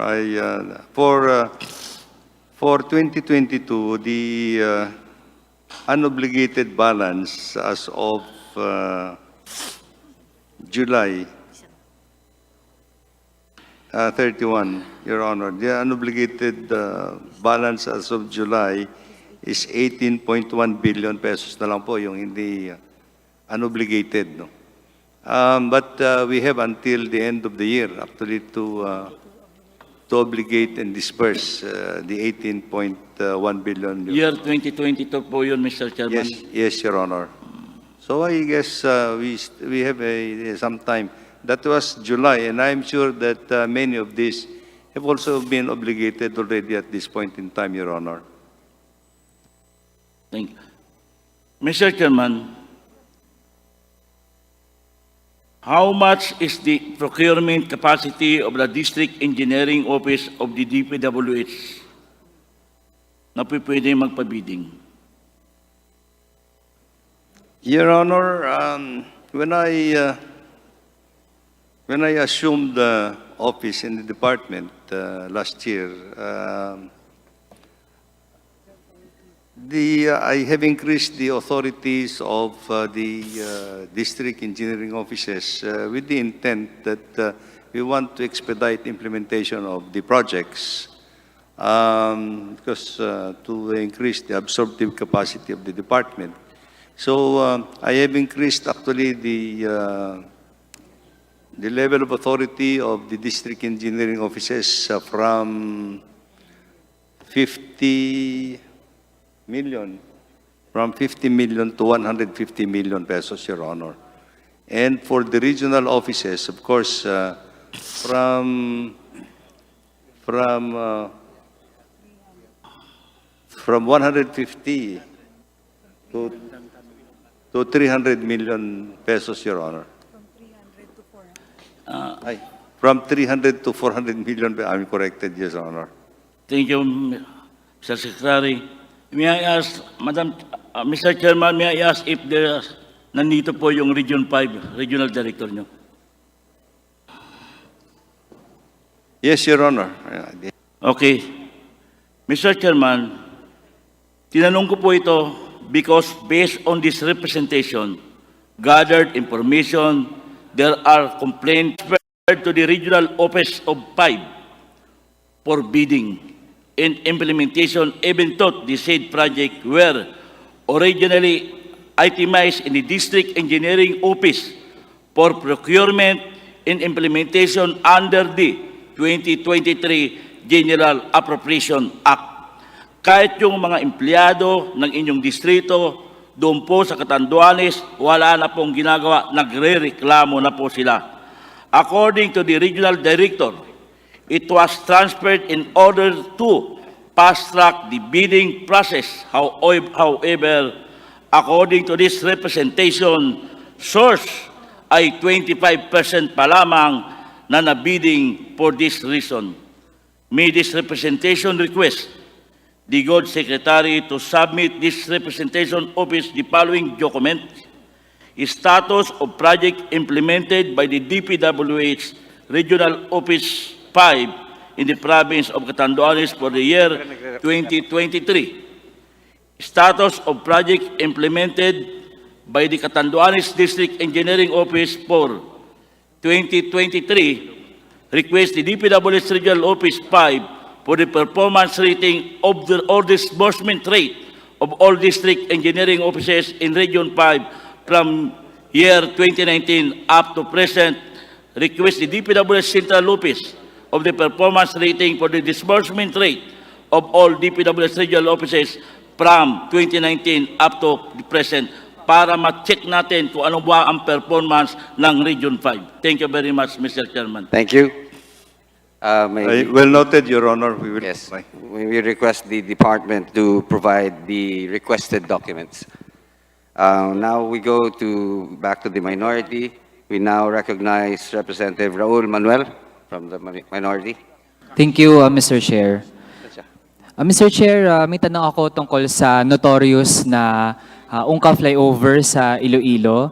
Bagamat po ito ay naging topic na rin sa Committee on Public Works dito sa Kamara, pero dahil ang pinag-uusapan natin ay 2024 national budget, baka po kasi pondohan na ang repair para dito. Mr. Chair, para po maunawaan ng mga fellow representatives natin na hindi pa nababalitaan yung sa flyover, May 2022 to April 2023, 3 sa 16 na mga piers ang lumulubog. Kaya po for 2 years, hindi po magamit-gamit ang flyover. Nitong September 5, Mr. Chair, nag-second anniversary na ang flyover. Mr. Chair, isa sa mga pier ang naging displacement po, 16 inches. Parang ganito yung 16 inches. May isang pier din po, 19 inches. Parang ganito po yon. Tapos pinakamalala, Mr. Chair, 23 inches. Ayan, parang ganun po. Kaya talaga sobrang galit na galit na ang mga mamamayan ng Iloilo dahil dyan. Mr. Chair, hindi naabot ang solid soil layers ng mga pier. Mr. Chair, I'd like to ask, may soil test ba na ginawa bago i-construct yung flyover?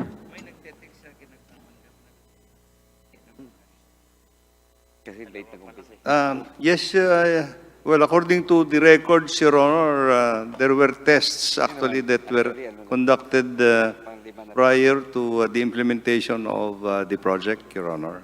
Mr. Chair, sino po ang nag-conduct ng soil test? The soil test geotechnical investigations were, as I recall, Your Honor, this was undertaken by a private company. Mr. Chair, ano po yung resulta ng soil test? In soil test, Your Honor, or... Yeah, kasi kung nag-soil test po, Mr. Chair, dapat na laman na hindi sapat yung kung ano yung nasa design, no, para maabot talaga yung matigas na layer ng lupa, para hindi lumubog yung mga pier ng flyover. If I recall, Your Honor, we are talking of geotechnical investigation, Your Honor.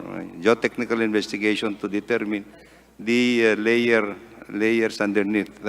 Actually, Your Honor, if I recall, I think the result of the initial geotechnical investigations that was used in the design was, I think, a little more than 24 meters, Your Honor. How many meters po, Mr. Chair? I think, more or less, Your Honor, I don't have the exact figures, but my recollection is that I think it's about 24 meters, Your Honor. 84 meters. Mr. Chair, sino po ang gumawa ng design ng flyover? The design of the flyover was also done by a local consulting firm that was engaged by the department at that time, Your Honor. Mr. Chair, sino ang nag-approve ng design? The approval of the design, of course, will be the Department of Public Works and Highways, Your Honor. Mr. Chair, based sa naging report ng third-party consultant, yung Abinales Associates, yung nag-check na nung itong flyover na hindi magamit-gamit, 30 meters deep lang ang mga pier. So bakit po ganun lang yung mga pier, pero yung 50 meters na lupa actually from surface level, eh malambot pa po yun. 50 meters, malambot, pero yung pier, 30 meters lang. Bakit po nakalusot ang ganitong design, Mr. Chair? Well, Your Honor, to put it into its perspective, I think this is one of the reasons why we have engaged Abinales actually to validate actually the geotechnical investigations, no. And of course, Your Honor, this is the reason why we have to undertake some rectification on this project, Your Honor. Pero Mr. Chair, in the first place, kung sa design pa lang pala, eh meron ng problema, bakit po smoothly na nahayaan ito? Mr. Chair, wala bang naging monitoring ang ahensya habang kinoconstruct yung project? And even dun pa lang mismo sa pag-approve ng design, Mr. Chair. Your Honor, these are the things that we are looking at this point in time. Unfortunately, nadatnan na rin ko lang ito, Your Honor. So, these are the things that we are looking into. Actually, how the project was designed, how it was approved, and how it was implemented at this point in time. My concern, actually, Your Honor, at this point in time, while we are doing all these investigations on how this happened, actually is that I would like to make the facility usable at the earliest possible time. And this is what we are looking at, what rectification could be done immediately at this point in time, Your Honor. Yeah, Mr. Chair, kasi hindi pwedeng mag-move on lang tayo pero hindi natin mapapanagot yung mga nasa likod talaga ng palpak na proyekto. Mr. Chair, may budget ba for repair sa 2024 National Expenditure Program? Your Honor, yes, we have included partly an allocation for the rectification of the flyover so that it can be used as soon as at the earliest possible time, Your Honor. Magkano ang budget for repair, Mr. Chair, na nasa 2024 budget? Initially, Your Honor, we have allocated, I think, a little, more or less, Your Honor, about 200 million. Mr. Chair, napakalaking gastos po nun for repair, lalo na't ang original cost ng flyover 680 million. Very costly po yung repair. Kaya kung i-shoulder na naman ito ng ating mga kababayan, sobrang inustisya na po ito habang hindi natin nakikita yung sincerity na mapanagot talaga yung mga nasa likod ng proyekto, Mr. Chair. And there's no other agency but DPWH para humarap, magpaliwanag sa mamamayan ng Iloilo regarding this, Mr. Chair. Now, for me to proceed to my next topic on climate change expenditure, Mr. Chair, ito naman yung okay na tagging. Climate change expenditure tagging. No? Pero merong component ito, flood management program under DPWH, 216 billion for 2024. Pero ang dami nating budget for flood control. Actually, Mr. Chair, parang hindi natin nakikita na nare-resolve talaga yung pagbaha sa iba't ibang bahagi ng bansa. Binibida natin ito na climate change expenditure, pero para bang nabobloat lang natin yung nire-report natin sa international community na gastos for this. Mr. Chair, yung tanong ko po, ano ang ating ginagawa sa ahensya para seryosong ma-cut back yung greenhouse emissions if we claim that we are at the forefront of having actions against the effects of climate change? Your Honor, this is one area where the President himself has given specific instructions for the department to look into permanent solutions in addressing flooding problems in many areas of the country because of the climate change phenomenon. And the department is approaching in two levels, Mr. Chairman. We are looking at for immediate action that needs to be to alleviate actually the flooding problems in many areas. At the same time, we are looking at the long-term solution of the flooding problems in many areas, and the President himself is have instructions to look into the possibilities of undertaking the construction of water impounding facilities, yung sa impounding areas in river basins and reservoirs for water management processes, not only for flood control, but also for water supply and irrigation and purposes. And all these things are actually now being laid out now for the implementation of projects in the department. Your Honor, there are 18 major river basins in the country, and there are many projects now that are undergoing these projects for flood control mitigation. But again, the President wants to emphasize that it's not only for flood control that we're looking at, but we have to coordinate with the other agencies so that it will be the water management resources is more important, is the priority program now, Your Honor. Okay. Mr. Chair, while binanggit na may iba pang mga climate change-related projects na hindi flood control, pero based po kasi sa study ng University of Oxford at ibang organizations, yung infrastructure po, responsible siya for 79% of all greenhouse gas emissions.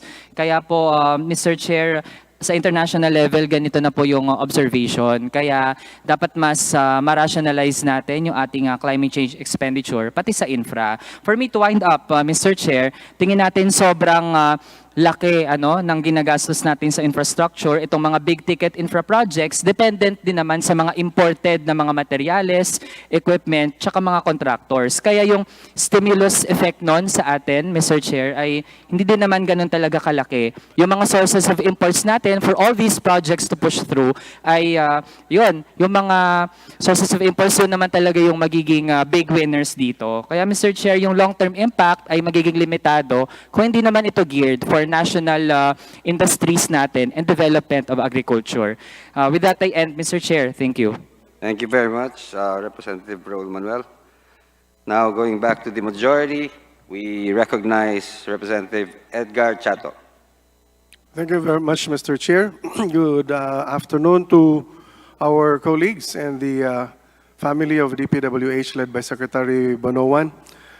This is my 5th term in Congress, and I have strongly supported the DPWH budget through time. Our infrastructure programs not only provide ease and convenience in moving people and services and products, but most especially, it has the highest impact also in job creation. So this mobilizes the economy even further. Just a few questions, Mr. Chair. Just want to pick up also discussions on flood control and most especially on climate change, being the chair of the House Committee on Climate Change. I just want to know if there is really now a strong collaboration between the National Irrigation Administration of the DPWH, from planning to the implementation of flood controls, because there are also matters that we need to look into. Water management is very, very important, and it can work to the advantage of the agriculture sector affected by climate change. There are farmlands that after we put flood control ends up without water anymore. The expertise of water flows and irrigation is with NIA, while we are doing also the infrastructure on the part of DPWH. So I think water management and coordination with the two departments is so important, Mr. Chair. Thank you, Your Honor, Mr. Chair. Yes, definitely, yes, Your Honor. For 2000, we started in 2003. We now have a convergence program with the Department of, with the National Irrigation Administration to, for us to make sure that there is a full coordination in the utilization of water resources, not only for flood control, but as I said, for to support the food security program of government through the irrigation facilities. So this is the area where the President was telling us that we have to develop water impounding areas, reservoirs, and actually even the flood control projects that are being designed by the department, we can look at it as a possible potential source to support the irrigation production areas of the National Irrigation Administration, Your Honor. Thank you, Mr. Chair. Thank you, Secretary Bonoan. My other question relates to a matter that is critical on the part of the constituencies and local residents, from the layman's understanding, different from our public works technical requirements. This is about what you call road reblockings. A lot of people, our ordinary citizens, will make comments on roads that we are reblocking, which does not per se look as something that needs immediate repair. And they always comment, and not, unfortunately, it's not only DPWH is being asked to explain, but even the congressman, on why roads that looks good are being reblocked when there are roads that would still need more rehabilitation that are not provided with repair or rehabilitation. We understand that you have standards, but we hope we can get that explanation now so that it will be recorded also and also explained in public, Mr. Chair.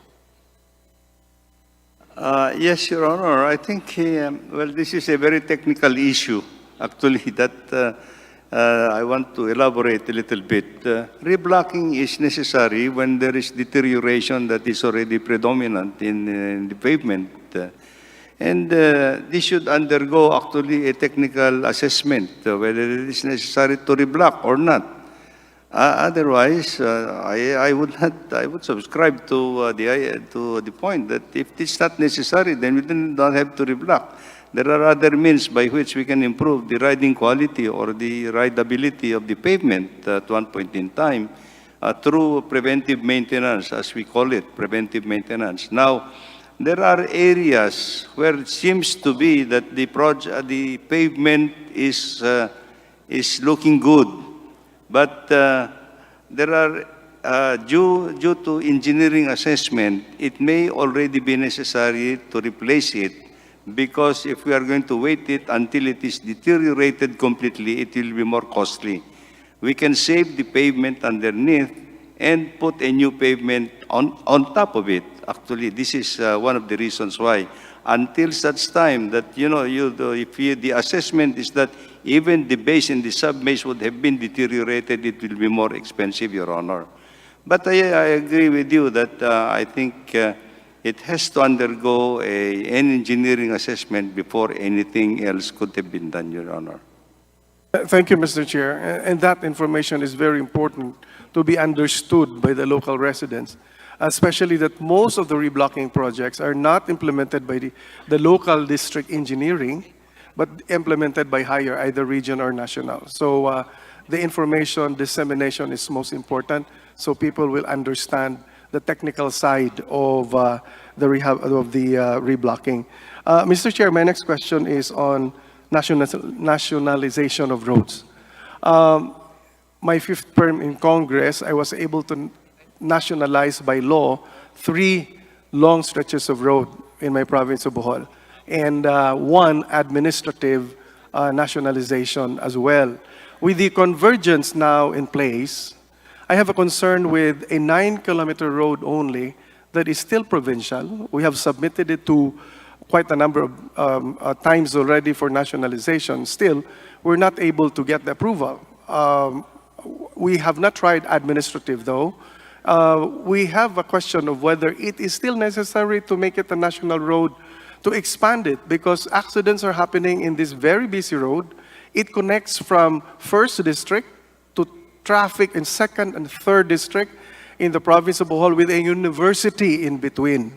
Only 9 kilometers. And I hope it can be restarted by DPWH quickly. Our regional office and our district office knows this very well. The traffic there is so heavy, heavier than the major highways, because it really connects to the new highway also going to the Chocolate Hills, to Talibon, Ubay, and the other districts. Mr. Chair, this is the Corelia-Balilihan Road. I hope that can be considered in any of the convergence or whatever, Mr. Chair. Well noted, Your Honor. Mr. Chair, I strongly support the manifestation of the Secretary on additional funds for maintenance. Our maintenance men are being rotated, and our district offices are complaining about being able to maintain, so we support that. Even budget also for equipment, because our equipment are now dilapidated, and it is ironic that during the time of emergencies, we are getting outsourced equipment, but we are called a district engineering office or a DPWH. We should be ready in terms of requirement for equipment. So thank you, Mr. Chair. I strongly support that, and I hope the Committee on Appropriations will look also into this matter, which is very critical. And finally, Mr. Chair, this is not a question, but this is just a manifestation. Delays in the implementation of project, especially in relation to providing basic services to our people, is so important, because services delayed also affects the daily lives of our people. And we understand that there are delays caused also by legal issues. And we hope that our DPWH, the Solicitor General's office, our legal offices, will be working double time to make sure that we shorten the waiting time of our people in seeing to it that the services are delivered to them. This is a manifestation that will really be beneficial to many who will need good roads, who will need good irrigation facilities, who will need water supply, and other basic services that are expected on the ground.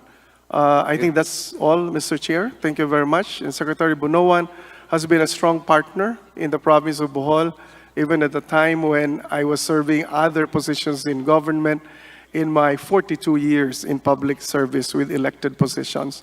Thank you very much, Mr. Chair, Secretary Bunoan, and DPWH. Thank you, Your Honor. Thank you. Thank you to our colleague.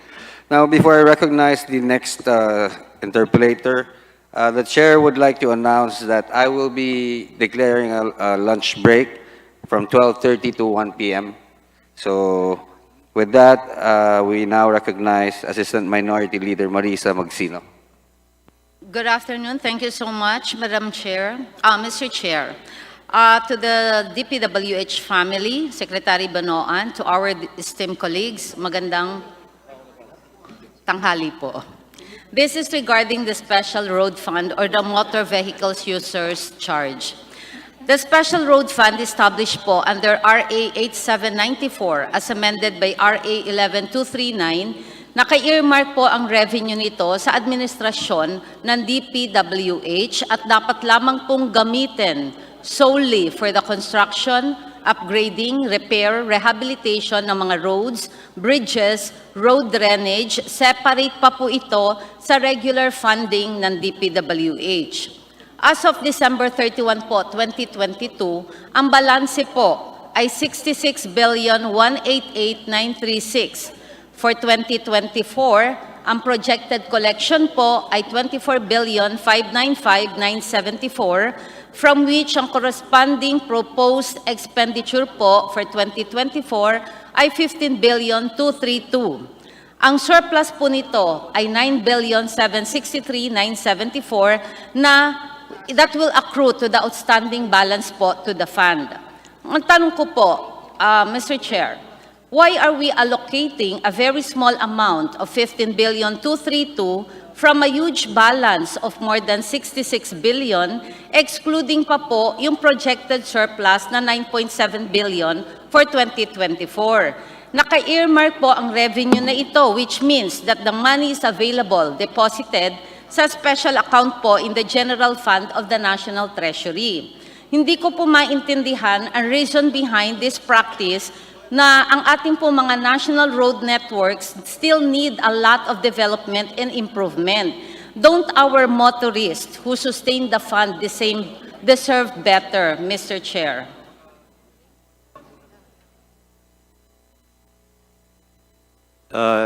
Mr. Chairman, Your Honor, I think in response to the query of the Honorable Congresswoman, well, first of all, we would like to clarify, Your Honor, that the funds from the motor vehicle user charge fund, actually, is not already a specific program that is being implemented by the department, but the fund is already part of the general appropriations, Your Honor. No? So there is no specific program for under the motor vehicle user charge fund at this point in time, since it was amended, Your Honor. So this is one of the reasons why we have actually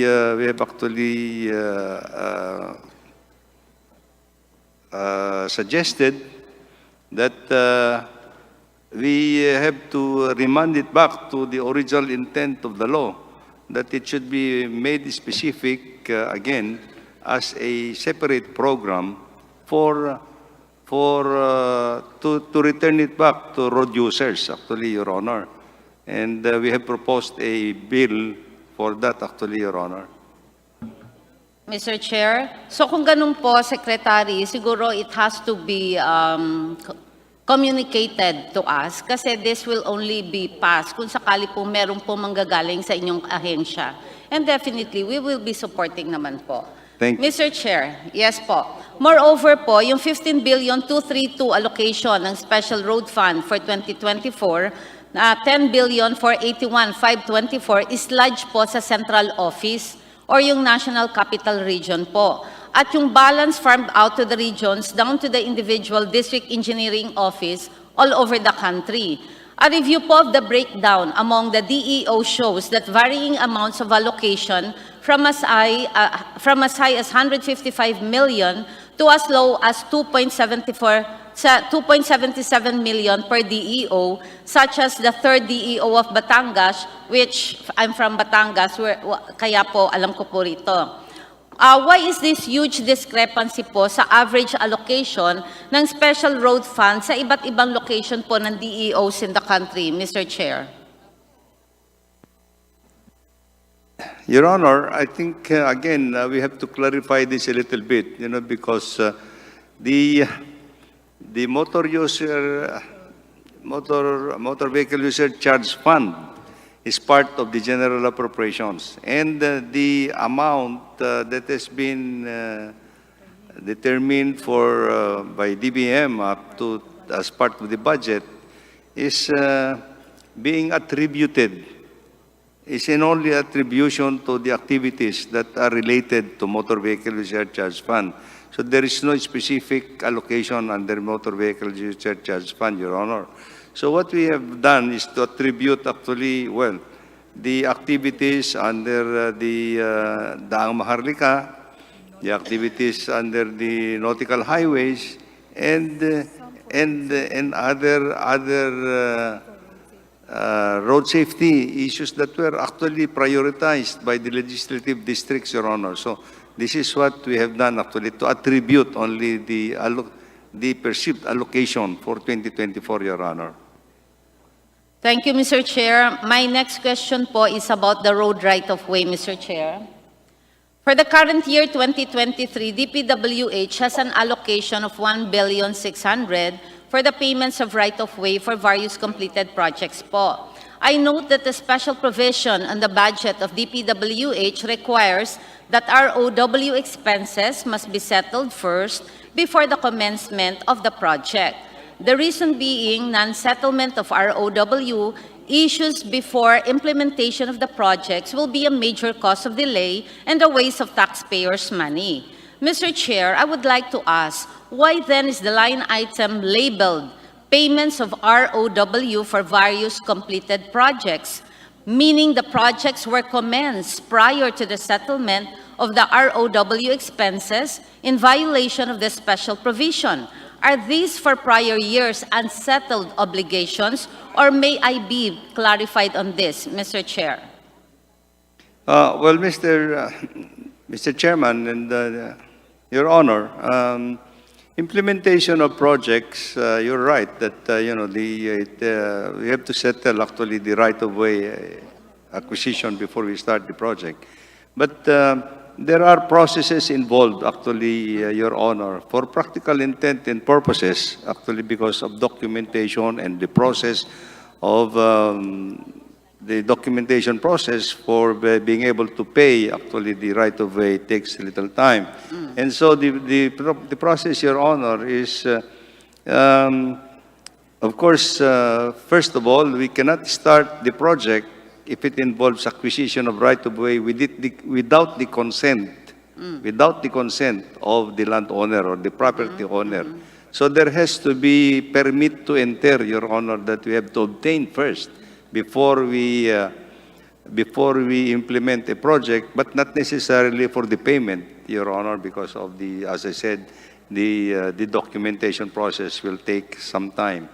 And unfortunately, Your Honor, I think after we have documented and ready for payment, well, again, this is what we are saying, that the unfortunately the budgetary allocations for right-of-way has been drastically diminished over the years. In fact, well, I might as well inform the honorable body that the consolidated payables for right-of-way over the years in the Department of Public Works and Highways, as I was told, is almost about 67 billion, yata yung 67 billion.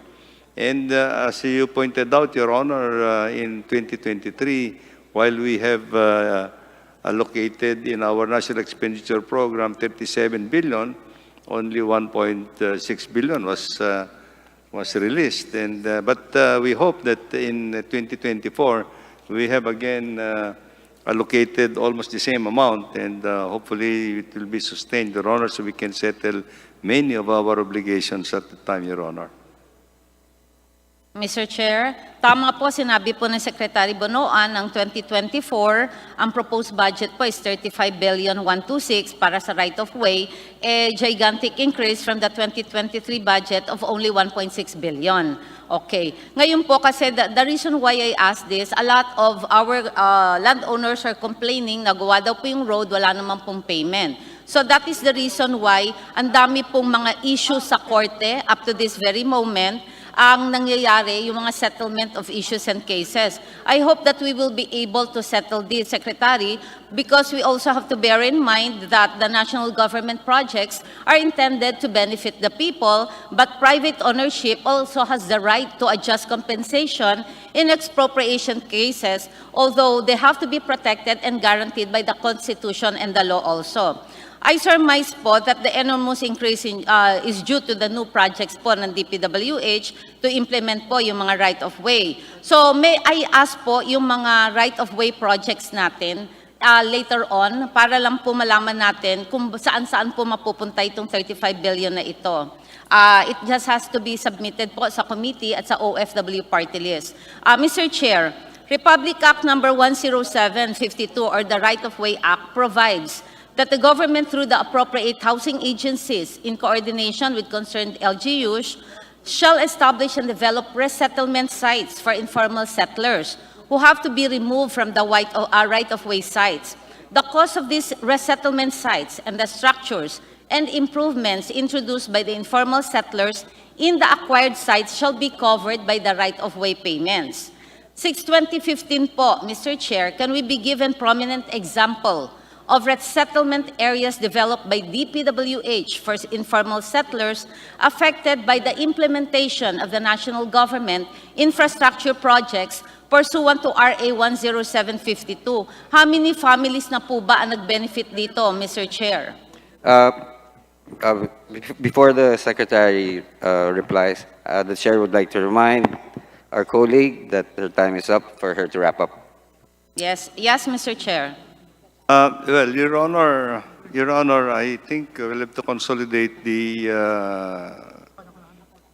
exact number of families that we have resettled actually. But yes, we definitely confirm that I think even in the acquisition of right-of-way, the resettlement of families affected will form part of the right-of-way payments, Your Honor. But in many cases, Your Honor, the resettlement issues of families, we are coordinating it with the local government or the national housing authorities. But certainly, Your Honor, we can look into the records of the department on how many families that we have already resettled in many of the projects that we have undertaken, Your Honor. Mr. Chair, so I'm asking po, meron po ba tayong example na mga cited prominent example na mga informal settler families na po na nag-benefit po dito sa mga resettlement areas? Definitely, Your Honor, particularly in the metropolitan Manila, in Metro Manila area. I am pretty sure that even during my time in the department, we have resettled many informal settlers in the implementation of roads and flood control projects in Metro Manila, Your Honor. Thank you, Mr. Chair. We just have to remind that shelter is equally important to our human need, but the provision also is the state has the obligation for our homeless. Maraming salamat po, Secretary Bonoan. Maraming salamat po, Mr. Chair. Thank you very much. Session is now suspended until 1 p.m. Thank you. Sorry, 1:30 p.m.